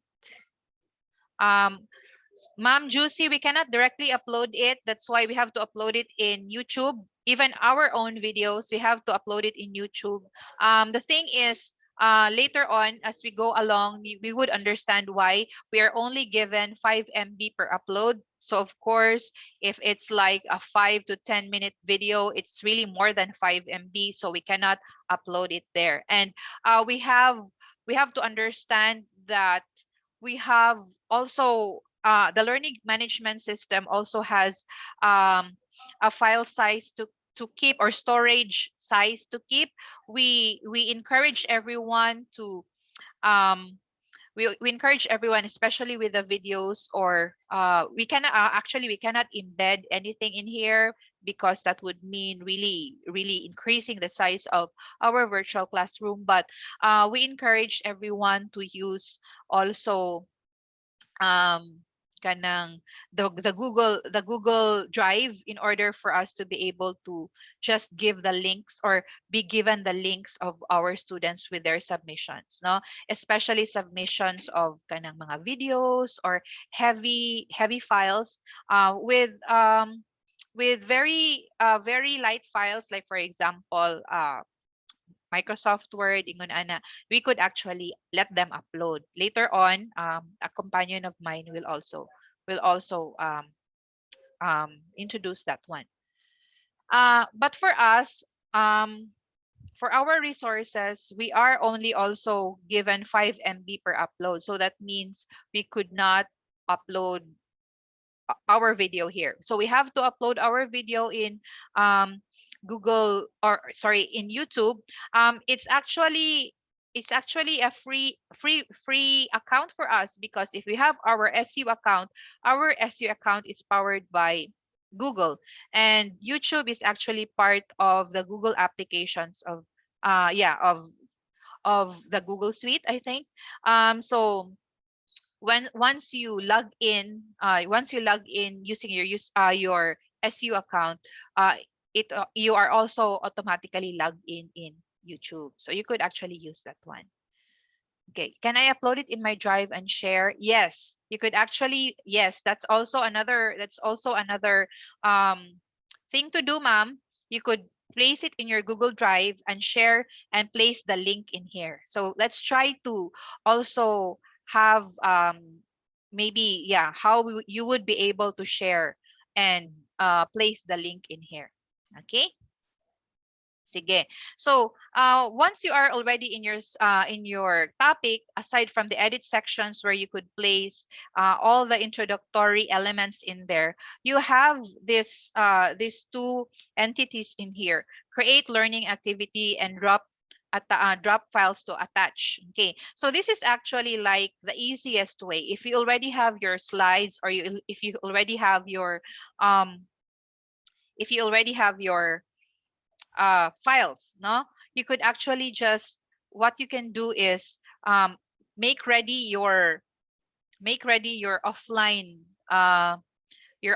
files. Like for example, this one, I don't think it is shown in my just open your file explorer, sorry, just open your file explorer, and then if you already have your PDF in there, all you have to do is click don't release on the file. So click on your file.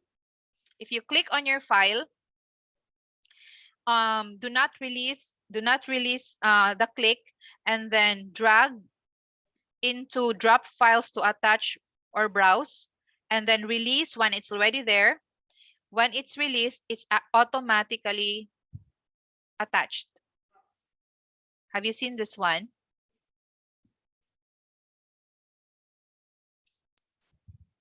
Okay.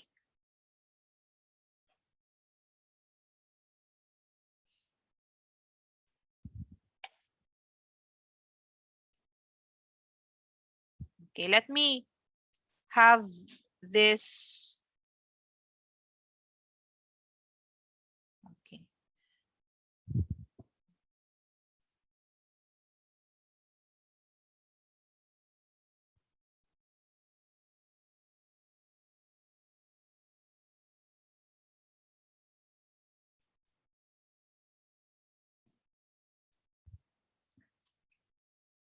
Okay.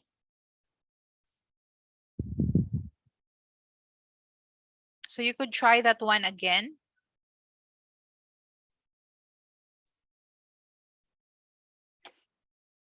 So if you have another file there, you could click on your offline file and then just drag it to drop and file to attach, and then it will automatically be attached, and it will adapt to the file name that you have. So you could also make the file name as the real title of that particular set of resources. So there you go. If you want it manually done, you could also do this. Click on create learning activity. Okay, you could actually do this also. Create learning activity. You can click resource, meaning is it a file? So for resources, you could actually have a book. Book means you will make your own book within Soul. That is something that could be downloaded by your students. File, usually this is the most that is used, no, another file that will have to be placed in Soul. And then folder, meaning you will make folders within your topic, so that you could just place the necessary file attachments to each folder. And then label, later on, label, we will make use of label as the one that will hold our video from YouTube. And then most of the times, it's Lightbox Gallery is more of a gallery, maybe of images that is needed for that particular topic. A page, you will have to make a page really for that topic. And then URL, si ma'am was asking earlier if she could share it. So we will make use also of the URL, so that it doesn't have to be the whole 9 yards of the URL that will have to be placed in there for them to click. It will be a clean one, because you will just put the URL, and then you will have to provide your title for your URL. Okay. So let's click on file if you want a file to be attached, and then like for example, I will place PBL notes and then click on this one. You could actually also click on this one and then upload a file. Click on upload a file, choose file, okay? And then click on the file that you would want to upload, open, upload this file, and save and return to course. And it's also uploaded. So there. So I have like 3. Another one is we will place you would want to place a picture, an image, or you would also want to place a video. So a video from YouTube. Like for me, I would want to place a video from YouTube. So what I will do is I will click on create learning activity, and then click on resources and click on label. So label holds so many things. It could hold like text. It could also hold your video from YouTube. It could also hold your images, just like the ones that you have placed in the introductory portion of your topics. It has similar functions, but we have to bear in mind that if we place everything in the introductory portion of our topic, it's not considered as a resource. No, so it's not considered as a resource. They are just part of the intro of the topic. So if you see this one, you would see that they have the same set of clickables as we have seen earlier when we tried to edit the intro portion of our topic. Okay, so in here, what I will do, because I will be placing a video, I will go first to YouTube. Okay, and look for my video, the video that I would need to be placed in the virtual classroom. So for me, it's project-based and problem-based learning. So this is like an intro to what they will have to learn on that particular through a video.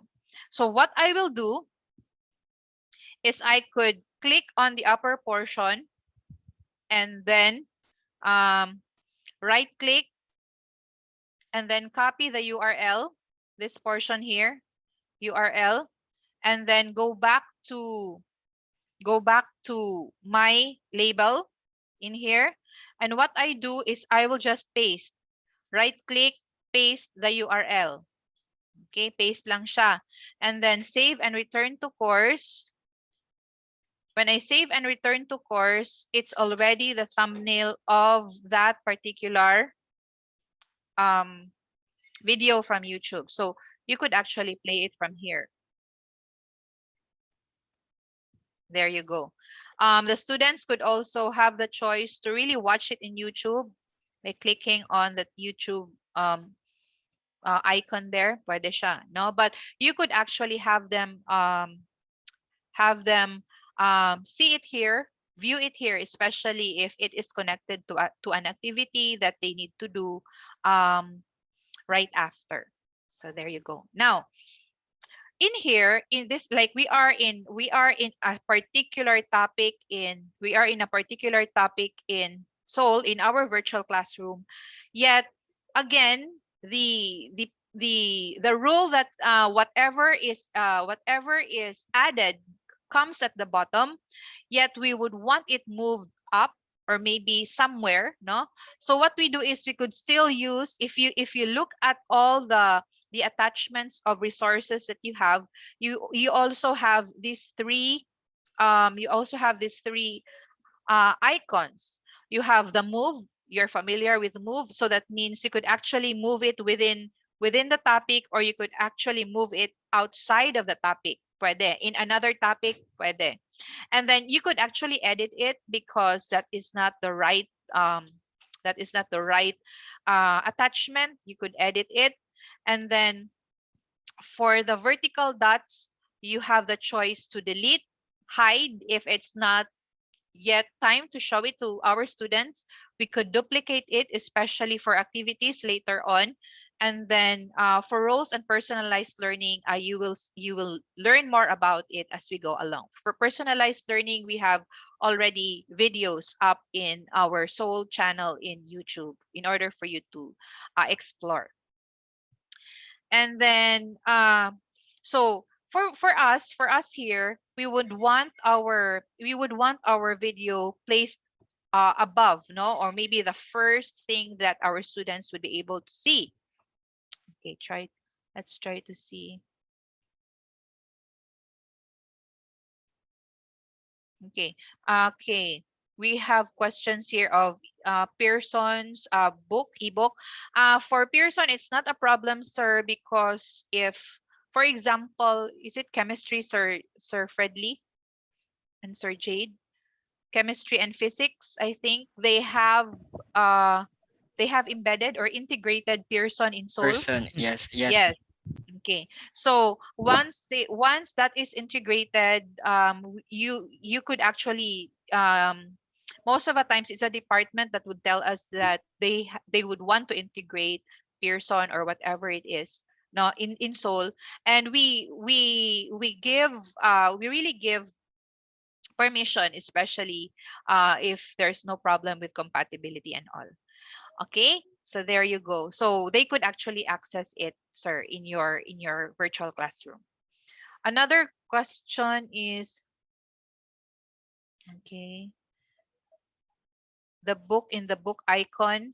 No, sir, the book icon would mean we have to make our own book. Okay, so most of the times, especially if a topic is really long, we don't want them to be like scrolling. Our students will be scrolling down because it's a very long topic. We could actually make our own subtopics within the topic in a book.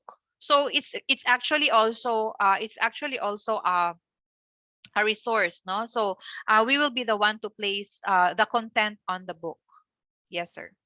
If you want to if you want to really make it available, a book available, maybe it's a PDF file or something like that, you could actually make use of the URL, no, or make use of a label later on. So we will try to see if we could have a book available or something like that. Even like this, sir.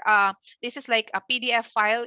If your book is already available to you and it's a PDF file, you could actually just drag it and then it will be placed there and then it will be available to your students. Okay. So later on, sir, after moving Sir Fredley, I will be teaching them on how to enroll and unenroll their students. Okay. So let's move this one further up. Okay, so click on this one. Let's click on the move icon. And then for this one, I would just want it moved at the upper portion. So I will just click on move here. So you just click in there and then it will be moved right away. Okay. And then instead of this one, I have the same notes, no? This one is the like the updated one. So what I'll do is I will just delete this and then I will move it right after the um right after the video. There you go. So these are the very basic when it comes to sharing your resources to the students. Okay. Another one.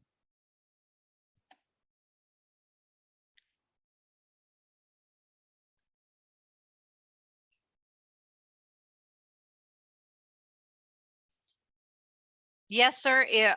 All uploads in our end, it's 5 MB. So it's really limited. If it's more than 5 MB, let's do this one. No, I will be sharing to you how you will be able to make use of our Google Drive.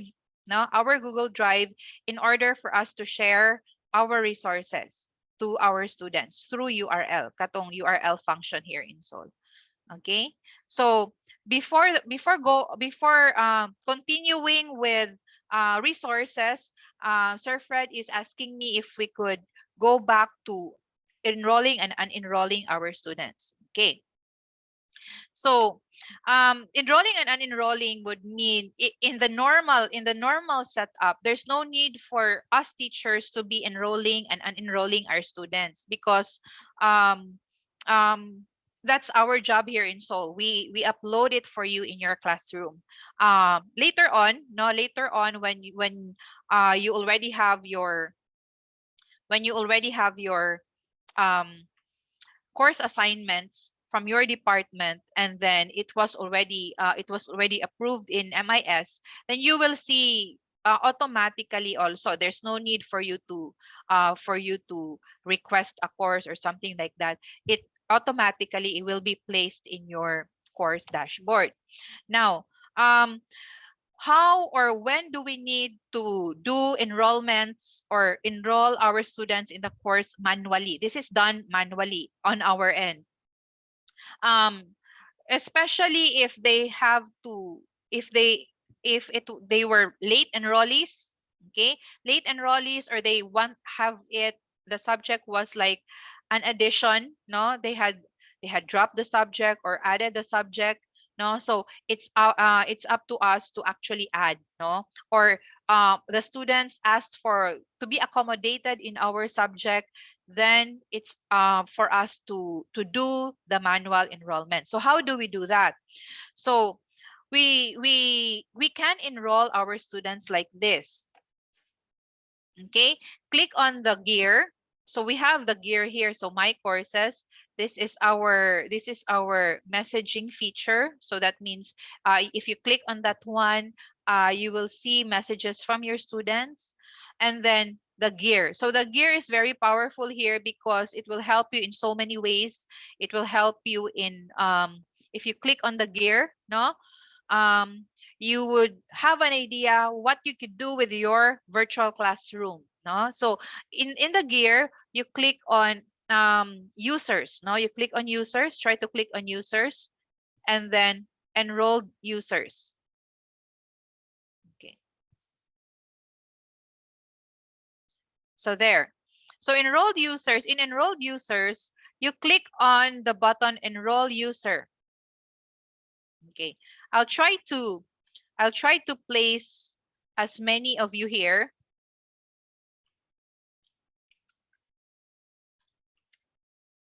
As students, no? Just so you could actually also make some of the others, other participants, at least two of the participants as your students lang. And then who else? Sorry.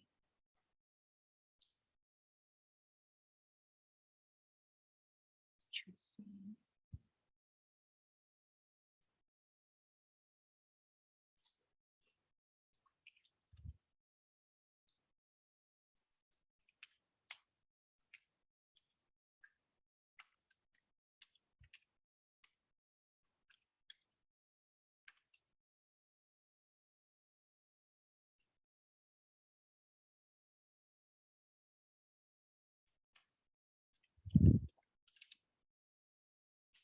Okay.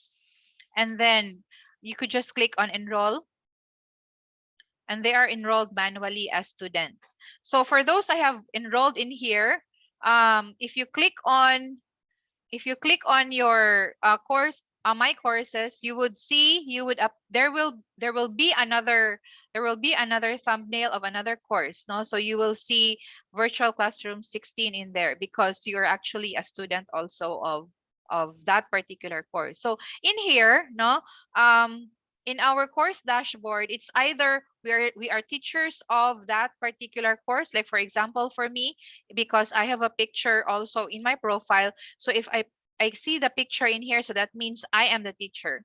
But in here, like for example, the picture is different, so that means I am a student of that particular course. So there. So try to click on your My Courses page and try to see, especially for those 3 or 4 that I have clicked on as students or enrolled as students, you will see another virtual classroom there, and it will be virtual classroom 16. Okay, so there. try to enroll 1 or 2 of some of the participants in there. Doesn't matter if it's actually one way of at least making friends with some of you, maybe. Yeah, so try to place 1 or 2 or enroll 1 or 2 of your students in there.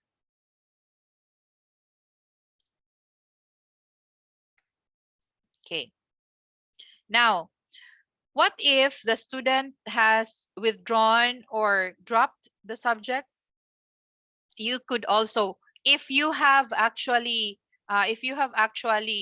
um, manually enroll the student, then you could also manually unenroll the student. But if you click on this one and then you click on users and enrolled users, try to see if you have these icons. If you have the trash bin icon, then that means you could actually unenroll them manually. But if it doesn't have a trash bin icon, then that means you cannot do the unenrollment. So you would have to tell us that this particular, would have to email us that this particular student has dropped or has withdrawn from your subject, because we will be the one to delete or to unenroll the student. So there you go. Other matters, Sir Fredley? Do I need to continue with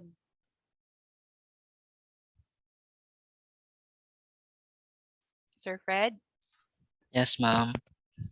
So do I need to continue with URL Uh, and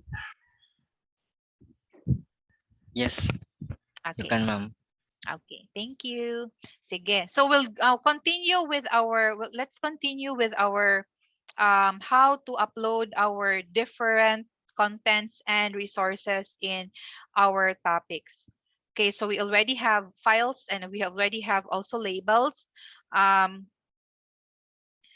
we will try to upload, or not really upload, but we will try to make use of a URL. So most of the times for our URL, we will make use of our Silliman account. Silliman account would mean your SU email. Okay, so again, we are tied up with Google, so we have our own Google Drive. So yes, it's it has been limited now, or it was announced that it's not 1 terabyte anymore, but still bigger than the rest because we have you have a school account. So we could just place our, so this is done with any file. So file would mean a video, because as what one has asked earlier, that if he or she wants to place the video in his or her Google Drive and share the video to the students through a link, that's possible. Another one would be um, a very big file sized file, no, the size of the file is more than 5 MB, yet the teacher would want the students to have access to it. You could place it in our Google Drive and make use of the um, URL. Okay, so let me stop sharing first.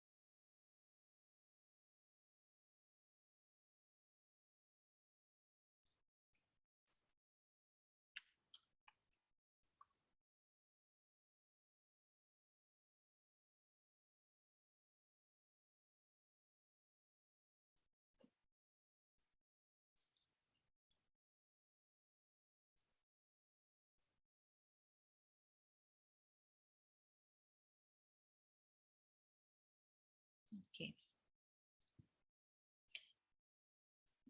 Okay, so this is how our Google Drive would look like. If you have opened your Gmail or your SU email already, there is this icon at the upper right portion. It's called Google App, the Google App icon. If you click on that one, you just click on Drive.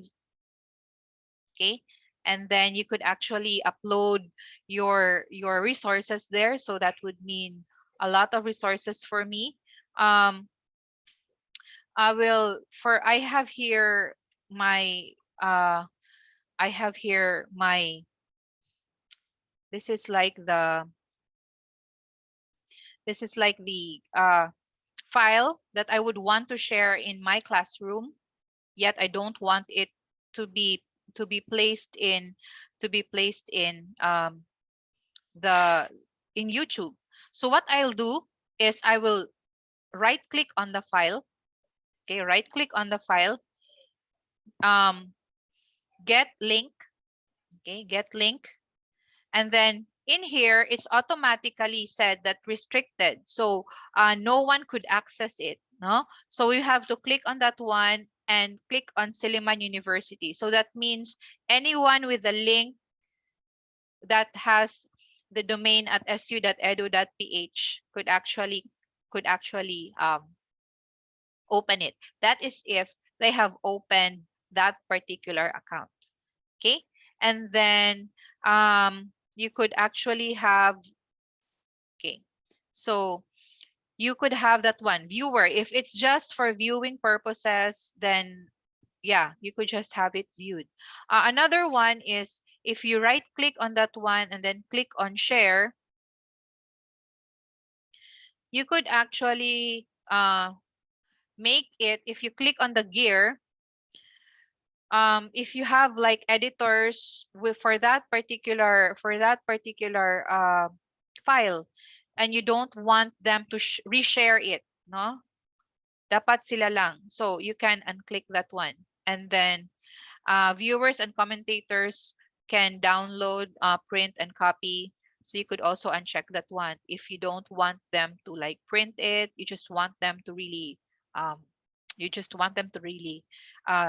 view it. But if you want it for them to download, then pwede ra pod siya. You could click on that one. Okay, and then copy link. So you could copy the link. So it's already copied. You go back to your virtual classroom. Okay, you go back to your virtual classroom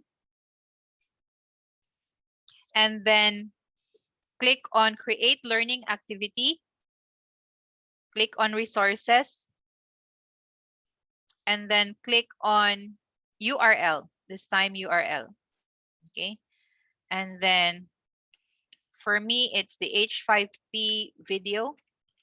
Okay, and then in the external URL portion, you will paste the URL. So they could not really see the URL, no? And then if you have a description or you have instructions for them, you could actually place it there.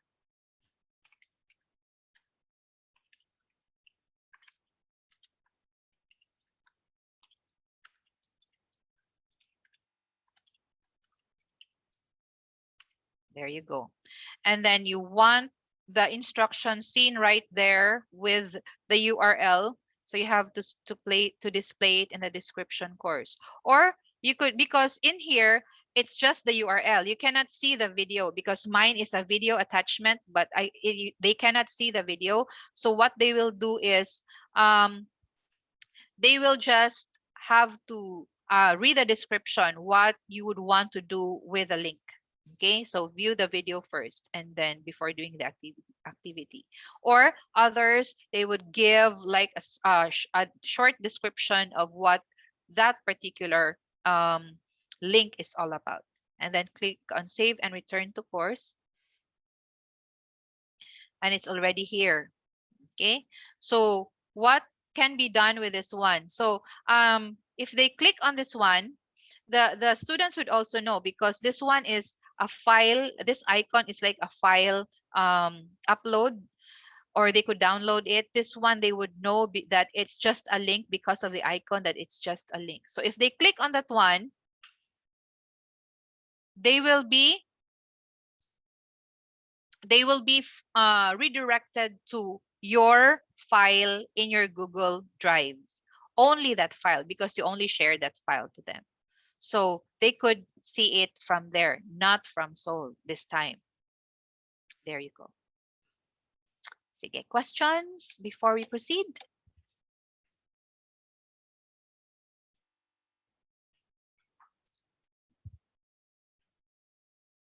Questions?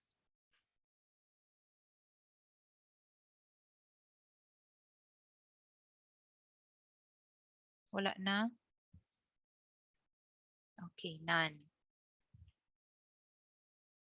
So, Sir Fred?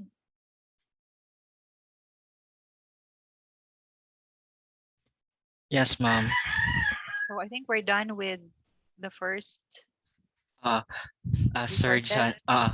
Sir John is the second part for the resources, ma'am. So, if you don't have any more questions, let me give the floor to Sir John Palama, and he will be the one to demonstrate to you the next topic, for which is Sir John. Hello, Mom, Alf. There you go. Sir John is there. So bye for now, and then see you by Friday for another session. Thank you.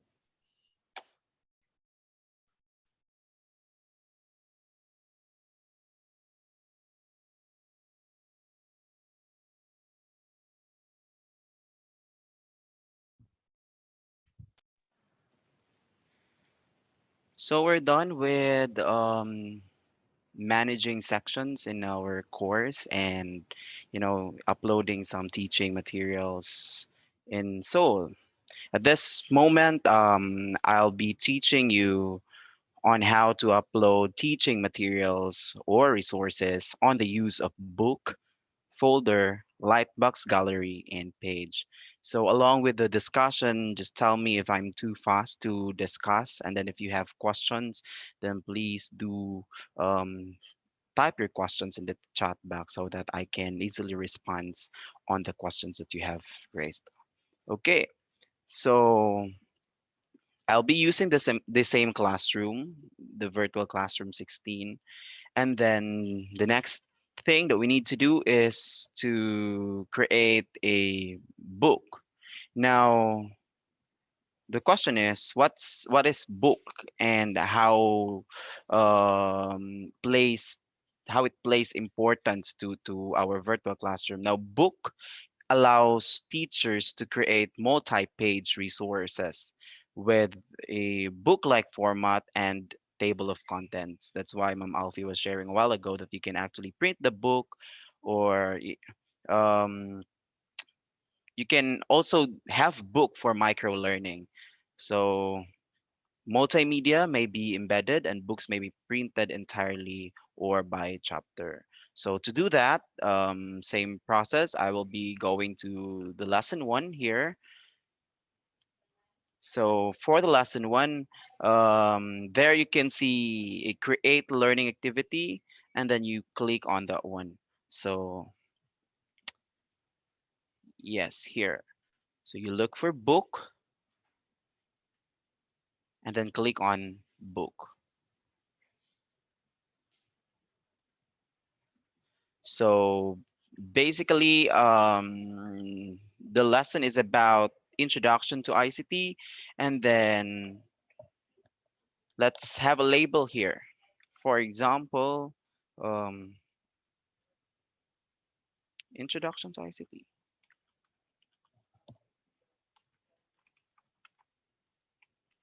Okay. Right. Next to that is in the description box here, you may actually put or indicate or attach text or picture or video regarding the topic. So in my case, I'll be attaching a picture. So, or inserting a picture, I'll click on the image icon here. And if I click on that, um, click on browse repositories, and then choose file, and then you look for the picture about empowerment technology. So I'll use this na lang. Okay, so actually you can resize this one to like this, and then click on save image, right? And then once you're done, again, you can insert text, video, or anything here in your description box. Once you're done, click on save and display. There you go. Before moving here, adding all our topics, I will go back to our of what was happened to the thing that we added a while ago. So we have this one now already. Now, the next thing that we need to do is I want you to know also what books looks like. So I have here my existing virtual classroom. I forgot to show this one a while ago. This is a book or an ebook. So the ebook or book looks like this. So you have the topic, and we have the lesson, we have all the contents here. For example, introduction and the subtopics here.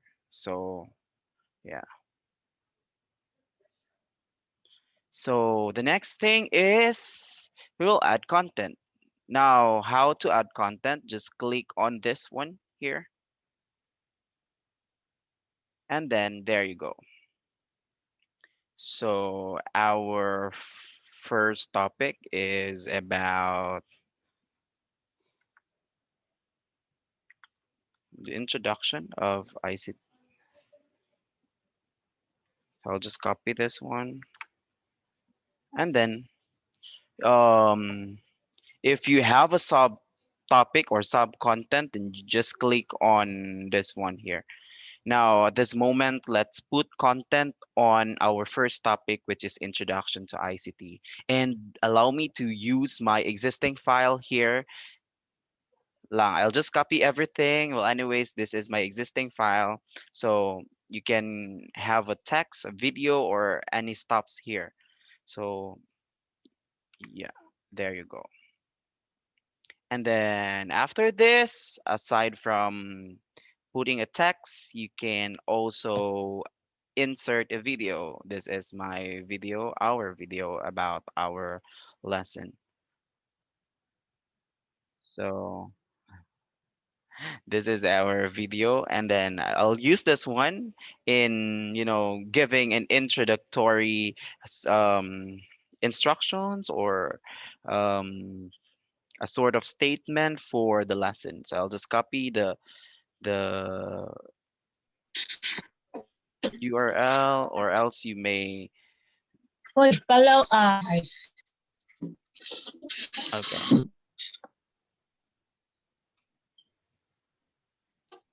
And then paste it here.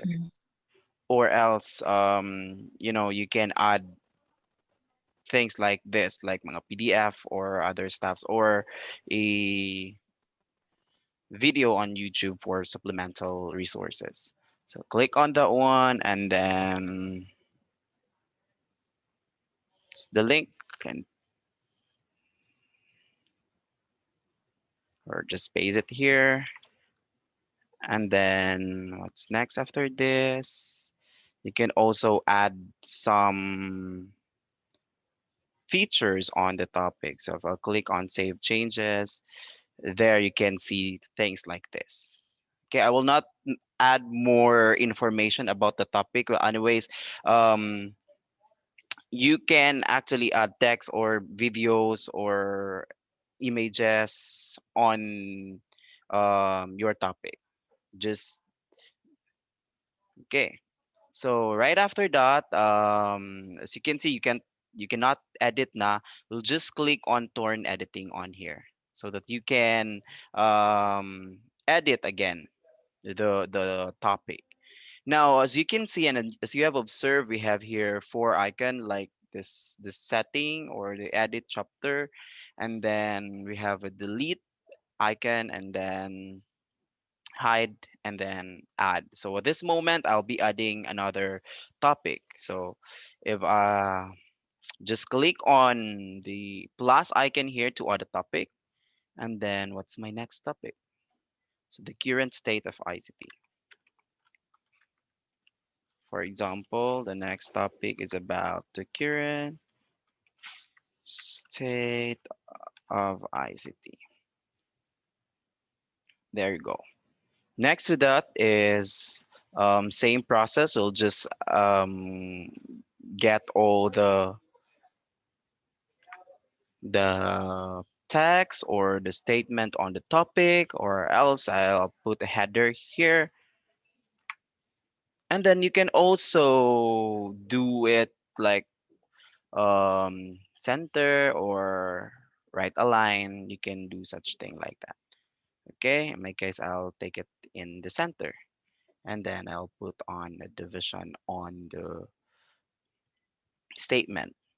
Now, the next thing is, sorry, the next thing is I have with me here a video, and then the the downloaded file or the PDF file.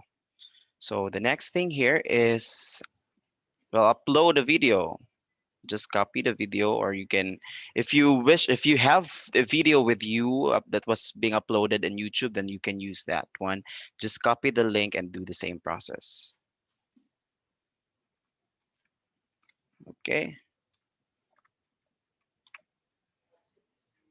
Okay, and then right after that, by the way, this one is clickable. So if you click on that one, student will be given the PDF file with themselves. Now we'll do that thing here. So we have the video, and then our purpose here is for micro learning, so that our students will not scroll up and down. Let's have them a file na lang to study, right? Or the yeah, a file to study for them. So here, I hope I have picture a download thumbnail here, so that I'll use that one. Downloads here.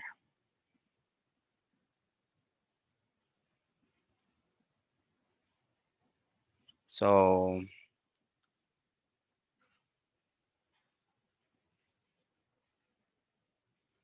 moment, I'll be looking first my download icon, or I'll just snip it na lang. Okay.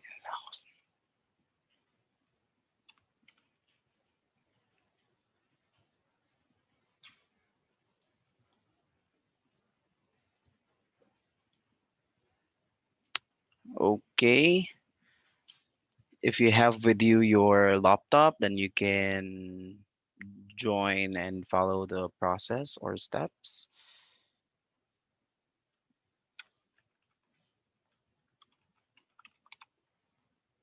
Click on save. Yes, here.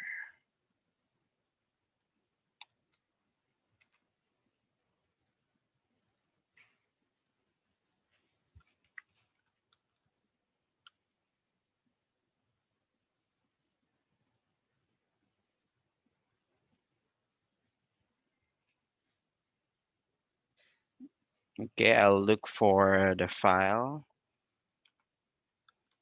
Asa to na ako na save? Here. Save it again. Oh, in my soul training.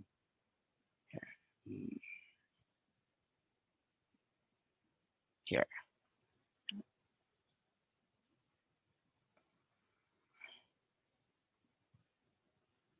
There you go. And then upload. Again, you can resize the image, and then click on save once done. So Next, after this is, as you have observed, there is no file yet in the thumbnail. Now let's incorporate, or let's put a PDF file on this one regarding the topic.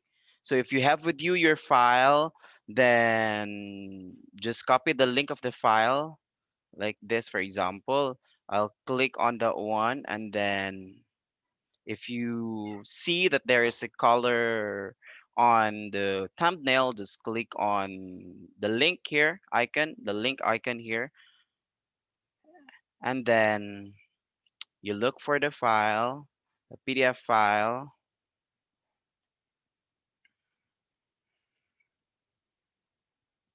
for example, that one, and click on upload this file. So basically, sorry, don't forget to click on open in new window so that the student will be um, seeing the file on the other tab, not in the main page or not in the main tab. So click on the open in new window and click on create link. Then once done, click on save changes. So there you go. You can see things like this. Now, as you have observed, there is no label on the thumbnail here. However, this is clickable because we inserted a link on the thumbnail. So if the student wish to click on this one, the student will be automatically redirected on the other tab with the PDF file that you have inserted. Okay, so again, if you wish to put on um a text here for the students know that this thumbnail is downloadable, then that one, or you just state there that you click on the file, you may click on the thumbnail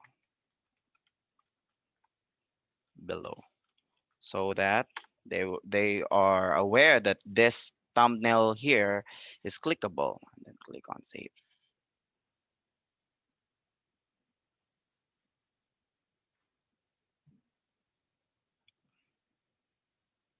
Right. So again, this tutorial or training is a recorded. Now you can actually review this one. If you cannot do the process now or do the steps now, then you can just review this one to our YouTube channel. Okay, and then if you wish to add more, topic, you just click on add here, and then you look for, you type the topic title,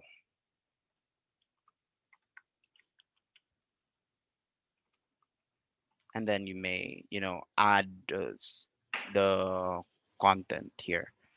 So just click save. So if as you have noticed, I click on save changes, and then I do not paste anything on the content, then you cannot proceed to do the next step because the content here is required. So um, please do not forget to insert everything that is related to the topic. So yeah, it may be text or a lesson discussion or a pre-recorded video, and then yeah, there you go. This one, and then yeah, play this one. If you have with you your video in YouTube, just copy the link by clicking right click and then copy video URL, and then yeah, don't forget to paste it here. Sorry.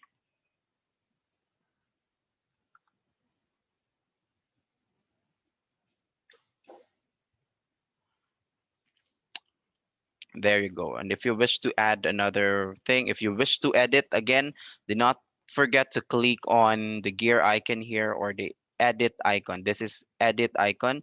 So if you wish to edit the content, then click on this one and then you may now edit the content. That one and then paste it here and then save. There you go. That is book. So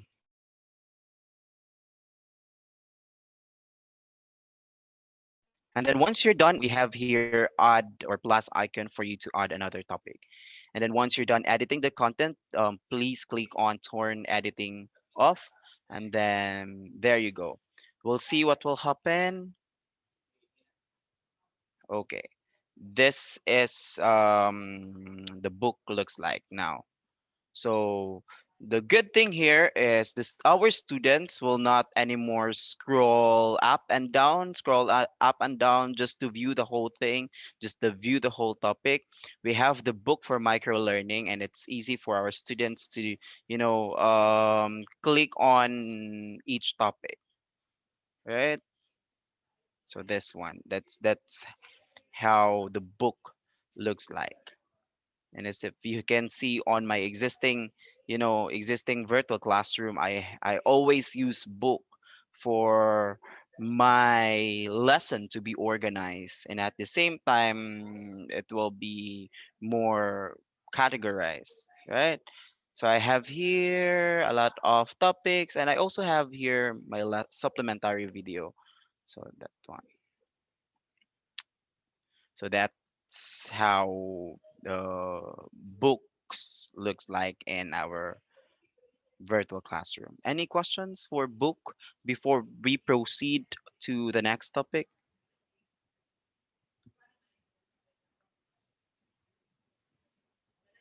Okay, just tell me if I'm too fast. Right? Anyways, yeah, thank you. Anyways, all the recording is will be made available to our YouTube channel. So let's have a break, 5 minutes. Let's have a 5 minute break, a water break. Yes. Okay. And we'll be back at,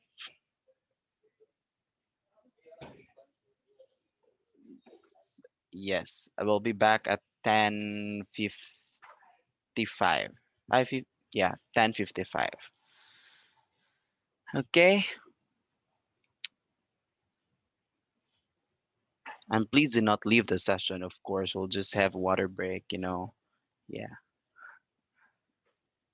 I'll see you at 10:55.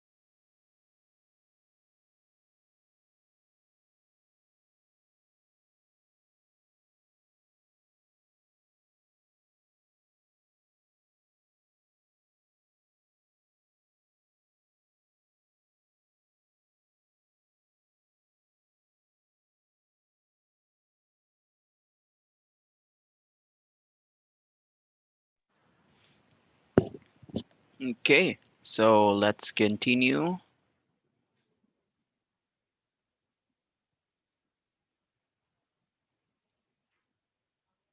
Now, the next topic is about folder.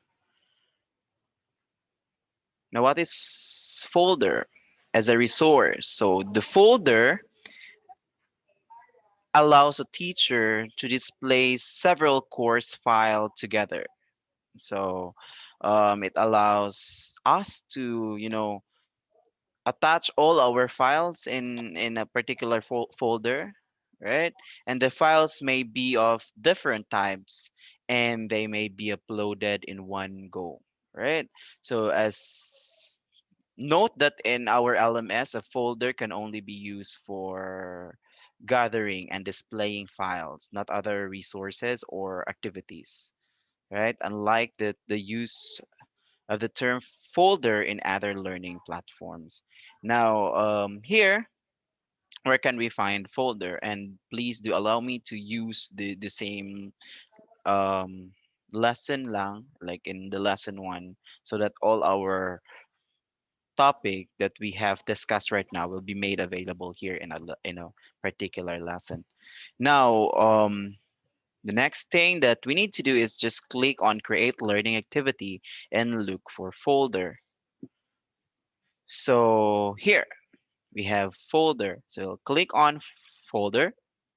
Next to that is you put a name or put a label on the folder.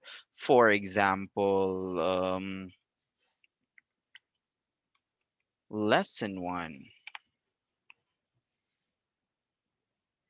So you may put a description on the folder. It might be a short description on the topic or anything that you need to add in the lesson. So in my case, I'll just put here this is a sample. You yeah, you may add description here. Okay? Okay. Next to that is if you wish to see this one in the page or the course page, you'll just click on display description on course page. So yeah, just click on that one and then next is we will create a folder. How are we going to create a folder? Just right after the display description and course page, as you can see, there is you can add a file, you can create a folder, and you can download the folder. Now, the first thing that we need to do is create a folder. So click on the second icon, which is create a folder. Click on that one and then name the folder to lesson one. For example, lesson one is all your activities or lesson one activity. It will depend upon you whether what's the name of your folder, then you can actually rename it. Click on that one and then if you wish to add more or add a content or add a file on the folder, then you can add that one. So let's for at this time, let's create two folders, right? Lesson one activity, and then we also have here lesson one supplementary resources. So we have now two folders, lesson one activity, and the other one is lesson one supplementary resource. So if I'll click on lesson one activity here, by the way, you can actually change it here, huh? You can drag a file or inside the lesson one activity folder, or else you will just upload it manually. Okay, So to do that, let's go back here to our lesson one, and then here, file, lesson one. There you go. And click on add a file, choose a file. And then for example, I have here my existing file.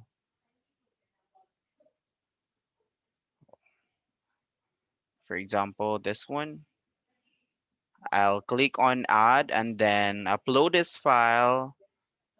Then wait for it once it has been uploaded. So there you go. As you can see, we have here lesson one. And then inside the folder, we have this file. Okay. And then if you wish to add more, you'll just do the same thing. Click on add icon on the first step, and then click on choose file, and then, add something about it, about the topic. So click on open and then click on upload this file so that um, all the files that you have selected will be made available inside lesson one activity folder. Now, as you have observed, we have two files, the PDF file and the document file in lesson one. And then in lesson one supplementary resources, there is no file so far, right? So let's add a file, one file here by clicking the same thing and then choose file, or you can just drag or drop your file. Okay, in my case, I look for the file. That's why I do the manual adding a file. So click on the one, and then after that, upload this file. Once it has been uploaded, so yeah, it will load once the file is too um, large. Okay, look for another file along. Oh, diba? It's too large. I think Ma'am Alfie was giving you an instruction on the required file. Okay, so this one, and then upload file. So there you go. It's actually inside the folder lesson one supplementary resources. And then yeah, here, display folder contents on the separate page or in line with the course page, you can actually select any of this one. In my case, I'll click on a separate page and then do not change everything, click on save and display. So there you go. You can now see the folder in your particular lesson. All right. So here again, this is the text that we added a while ago in the description box. You may actually change this one.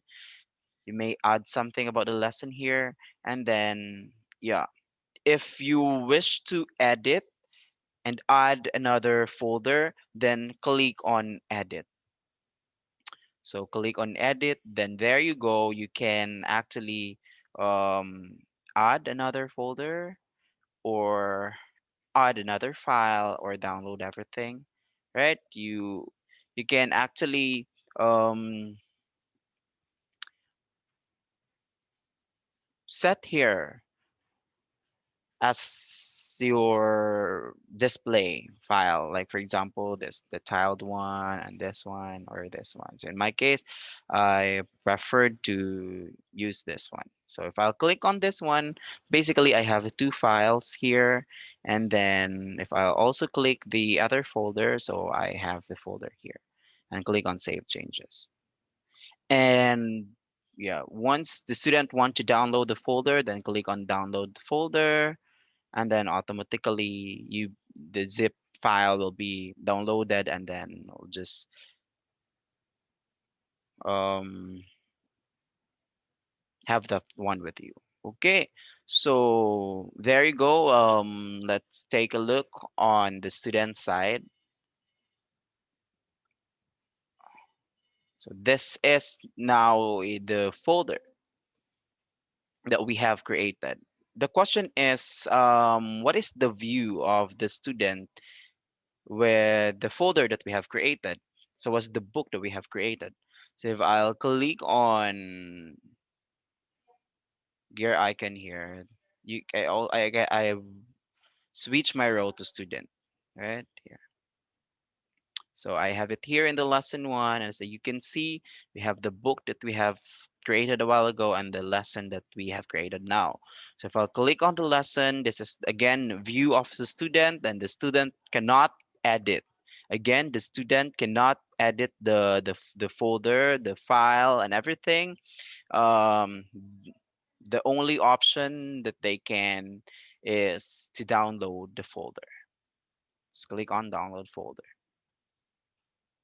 Okay, so that's the folder. And then the purpose of that is, it allows educator, allows teacher to display several file together. So the thing that we need to do, we do right now. Okay, any question with regards to the folder? I will not add, more folders because um, actually it has this same steps and process on what to do, on how to rename or add and a folder. So I used to have two examples here lang. Any question before we proceed to the next topic? Our time is 11:08.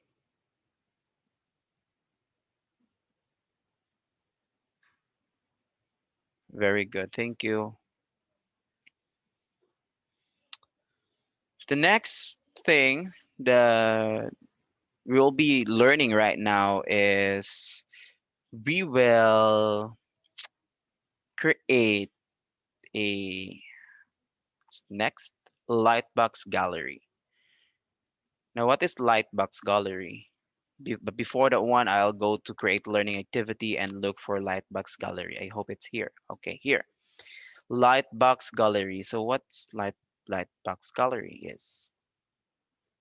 So Lightbox Gallery allows to create image galleries within your Moodle course. The Lightbox system is a set of scripts that can be used to apply various effects on image galleries.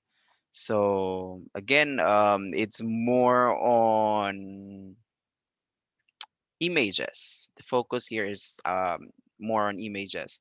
As a course teacher, you are able to create. Again, you can create, you can edit, and delete galleries to what you have uploaded. Okay, so the main configuration option involves telling Moodle which directory contains image you want to include in the gallery. So um, let's try to use this. Just click on Lightbox Gallery, and then you put a label or have a name on the Lightbox Gallery here.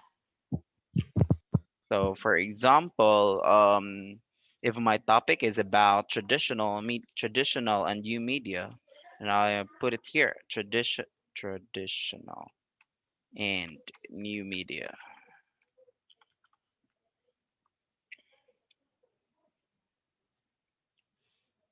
Okay, and then click on save and display. Again, I'll go back. Sorry, this one. If I'll go back here, you can actually put a description on what is the topic all about, and you can also indicate your instruction here in the description. So right after that, click on save and display, and then there you go. You can add image. So um, states here that no images were found in this gallery because we haven't add yet, right? So the thing that we need to do right now is to add an image. As you can see, we have add image here.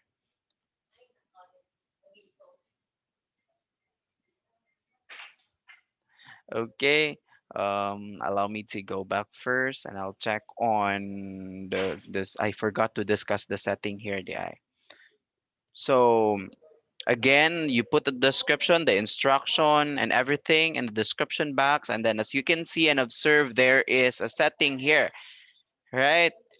And then if you click on advance here, um, there are several questions that you will be answering. Like for example, images per page, you can show all or just 10 images per page or 25, that will depends upon you. Okay.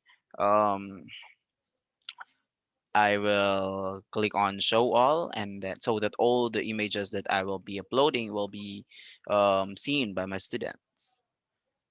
Display full caption text, that will depends upon you whether if you wish to put a caption about the picture that you have, inserted, then click on yes, and if none, then click no. Okay, and then the position, whether it's on the top or the bottom, or you can hide the caption, that will depends upon you. In my case, I'll select na lang yes so that we try it later. And then automatically resize the screen. Yes. Allow comments. Yes. Okay. So that this might be an interactive one so that they can add comments on the picture that you have uploaded or inserted to the topic. Make public. Yes. If you wish others can, see the whole pictures and then comment and everything. Okay, and then do not um, change the setting right after advance. Then click on save and display here. Now we have options to add images and to add comment on the image, right? So click on add image. Let's try to add an image here. Now you can actually drag or drop the image. So I have my picture here. I'll just drag it here, that one, paste it here. And then add more or add images. There you can see the first image. However, if you wish to edit it, right,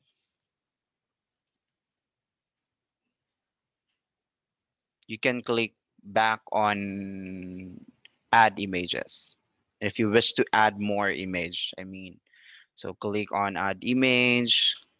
There are options whether to drag or drop the image or to upload it or add it manually. Click on add here, choose the file, and then you look for your pictures or your image. This one, open, and then upload this file, and then add another one, that one. So I'll be adding 5 lang. We cannot add multiple images here.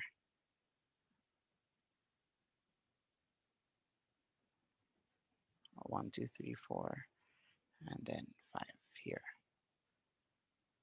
Load. One, two, three.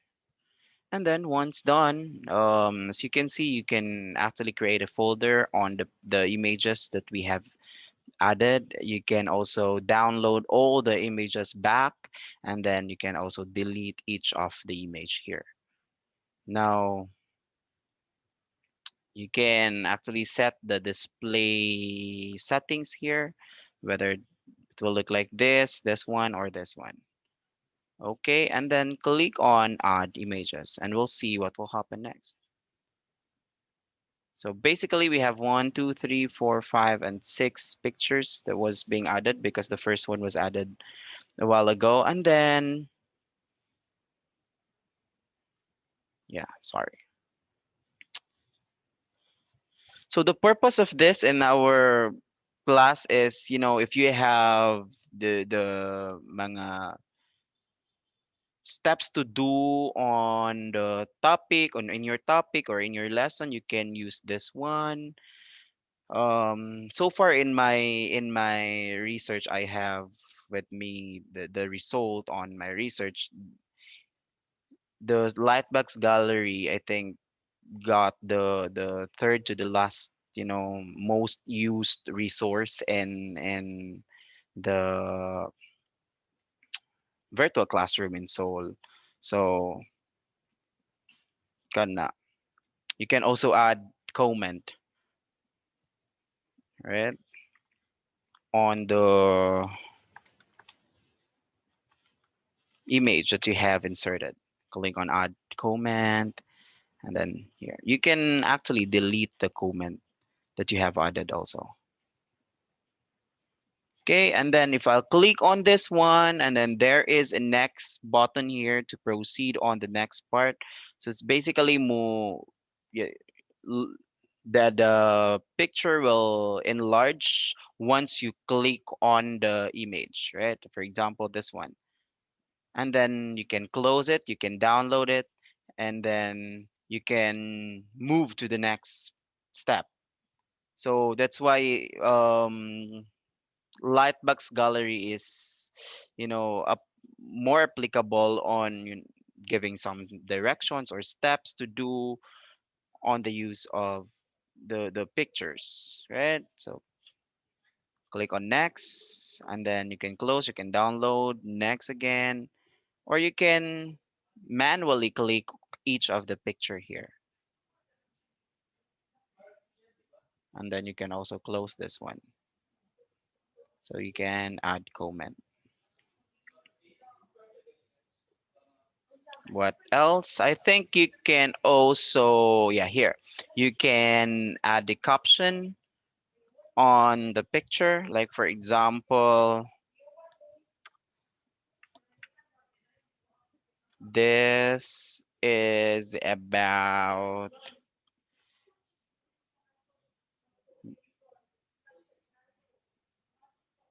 the prehistoric age. Okay, and then click on update. If you wish to put a caption, you can also delete, you can also flip that one, and then maybe vertical or horizontal. And I think you can also here resize the picture or the image that you have inserted, or also rotate and tag and other stuffs here. Okay, so if I'll click back on gallery, there you can see the caption on what is the picture all about. And also, if you wish to use this resource, you can, if dili na mo ganahan magbutag caption, you can actually, you know, indicate na lang the instruction in the picture so that you will just upload it na lang. Okay, and again, same process, same step. If you wish to put a caption on this one, then click on the caption and then put a caption here in the box and click on update if you wish to put a caption. Okay, so that's just the purpose and function of the Lightbox Gallery as our resource in our virtual classroom. Okay, and we'll see what is the view of the student to the Lightbox Gallery that we have created. I'll go to my settings here, and I'll switch my role to student, and then we'll see what is the view of the student on the Lightbox Gallery that we have created. So if I click on traditional new media, so there you go. Student can add comment to make our, you know, discussion more interactive, or you will just tell your student to what is this all about. You can add comment. They can also delete the comment. So yeah, here. And if if you will not delete the, if you will not edit, put a caption on the picture itself, um, the file name of the picture will be tagged as the caption here. As you can see, we have 2.png, 3.jpg. So this one we added a caption. That's why it looks like this, right? So basically, it's better to put caption each of the picture. Okay. So that's the student view, and that's the function of Lightbox Gallery. There is a question here: when students make their comments, can they share the picture or links? Ma'am, as thank you for the question. As you can see, the only option here is just only to delete the comment. So hopefully soon there will be some, features that will be part of this to share for students and other stuffs. Okay. So yes, our last and final topic for this morning is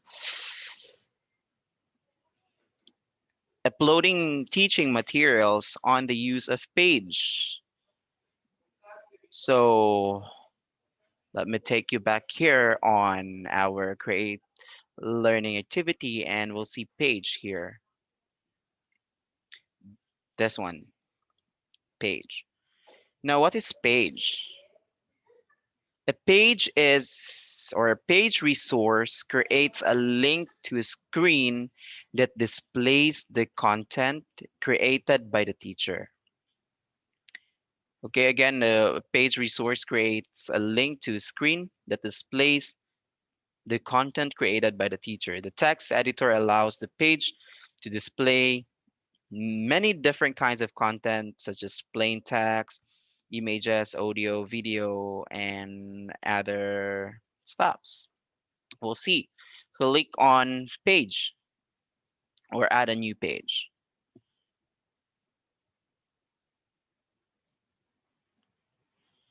Okay, so here, put a label or put a name on the page you wish to have. Like, for example, it's about empowerment technology. And then a short description on what is empowerment technology. Uh, Search ako ha. Okay, for example, this one. Sorry.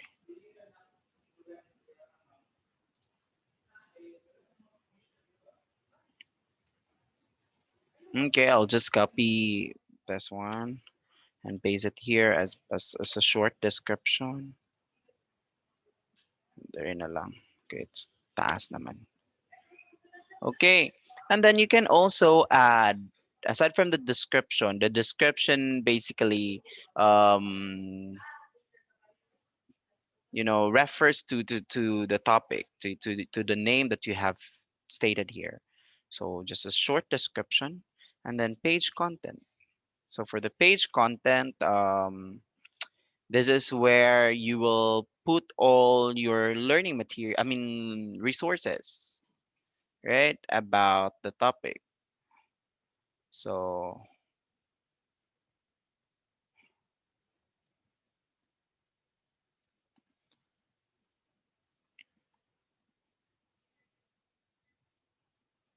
okay, so to have that one,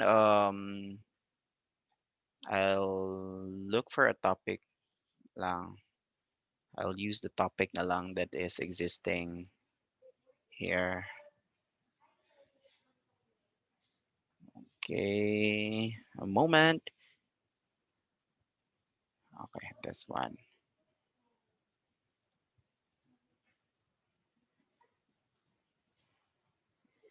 Okay, I'll copy that one and paste it here. Again, we have a lot of, you know, options or features here. And then if you click on the arrow down here, you can see some of the important features such as the formulas, the grid and other stuffs here. Okay. And then what else? This one. So I'll be using the content here.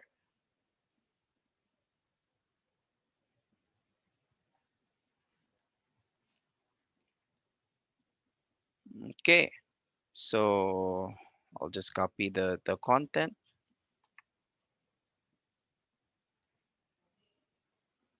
Just a moment. Okay. And then next to that is I post it here. Again, you can actually do italicize or bold, and or else you can change it to the to medium, your font style.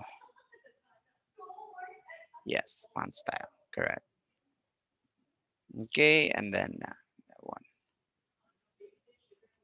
Okay, and then if you wish to add another stuffs here, like, you know, for more readings, click this link.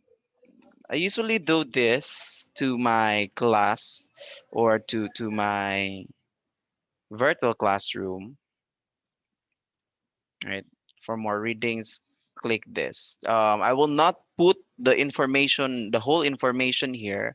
I'll just have this statement: for more readings, click this link. And then the link here, the word link here, I'll highlight this one.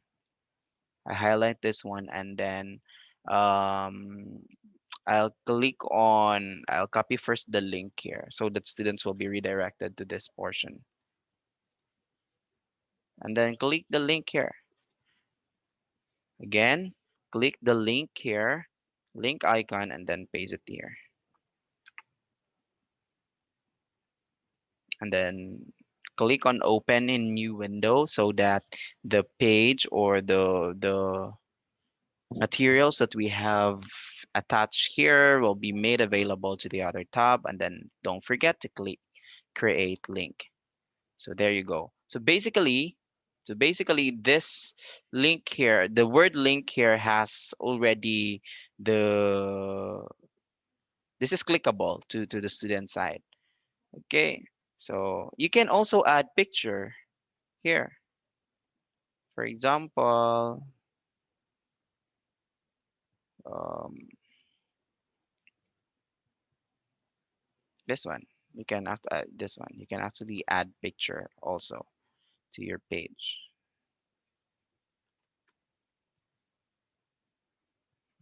Let's have it. Yeah, you can also resize it and click on save image once done. Okay, and then again, you can add more information that will depends upon you, or you can do the same thing as what I have do today. You can have this one and then click on save and return to course. And we'll see what will happen. So it will look like this now. This is the page look like. Yes. So it gives a short description on what is empowerment technology. And then if the student will click on read more, then basically the student will automatically go to the page, right? This one, the whole information that we have inserted a while ago. And then as you can see, we have for more readings, click this link. So if I were a student, I'll click on the link here.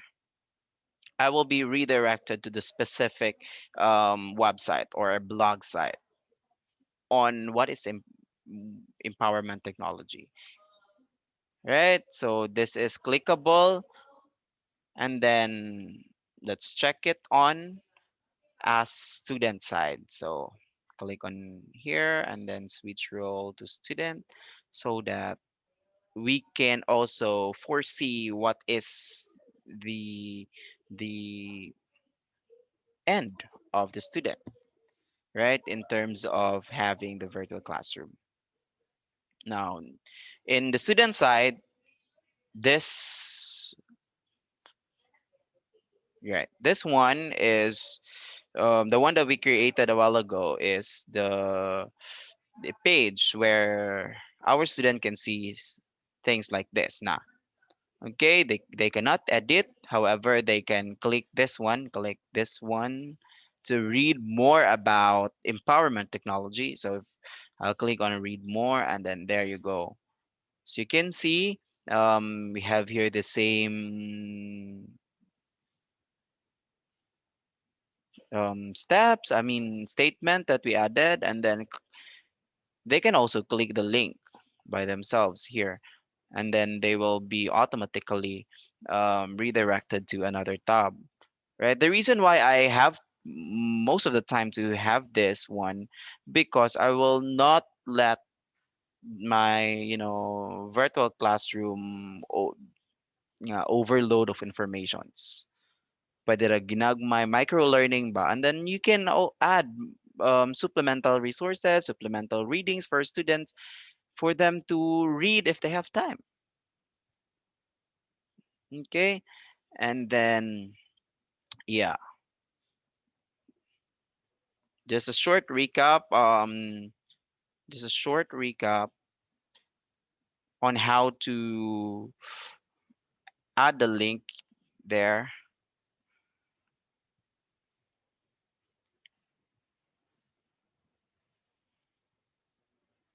Just a short recap on how to add the link.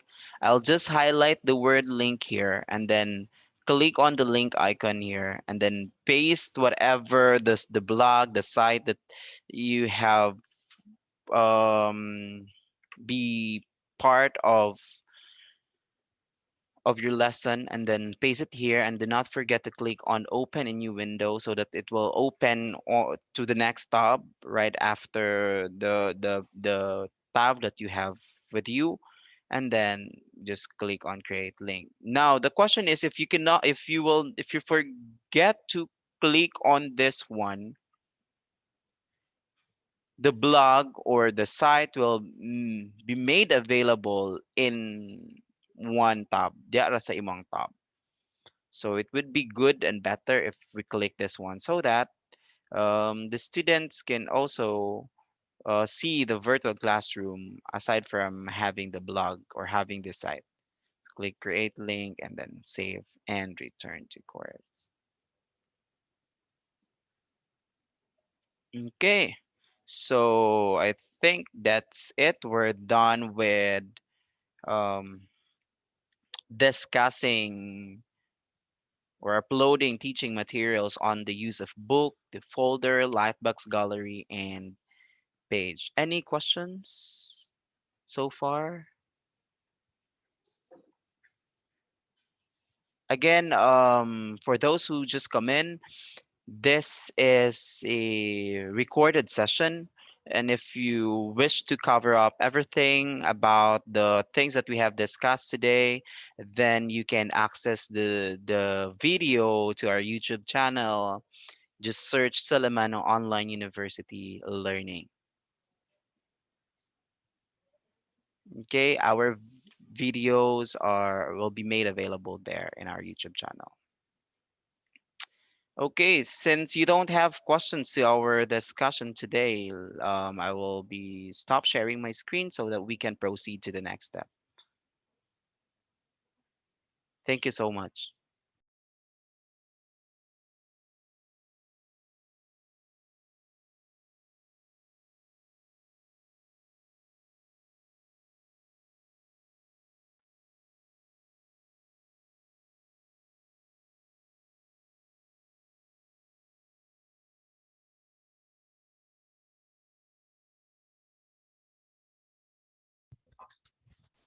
So for now, we'll proceed with the photo opportunity.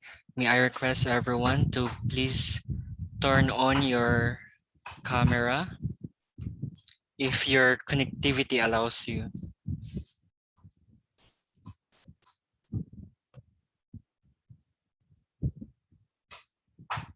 Sir Steve, can you please do the Yes, sir. honor?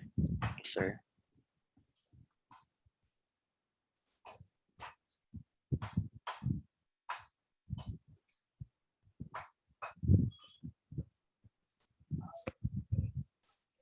Sir Steve? Yes, sir. Okay.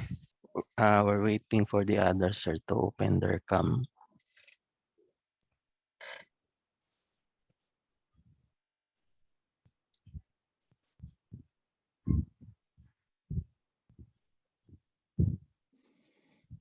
So let me count 1, 2, 3, then show your best smile. Okay, 1, 2, 3, smile.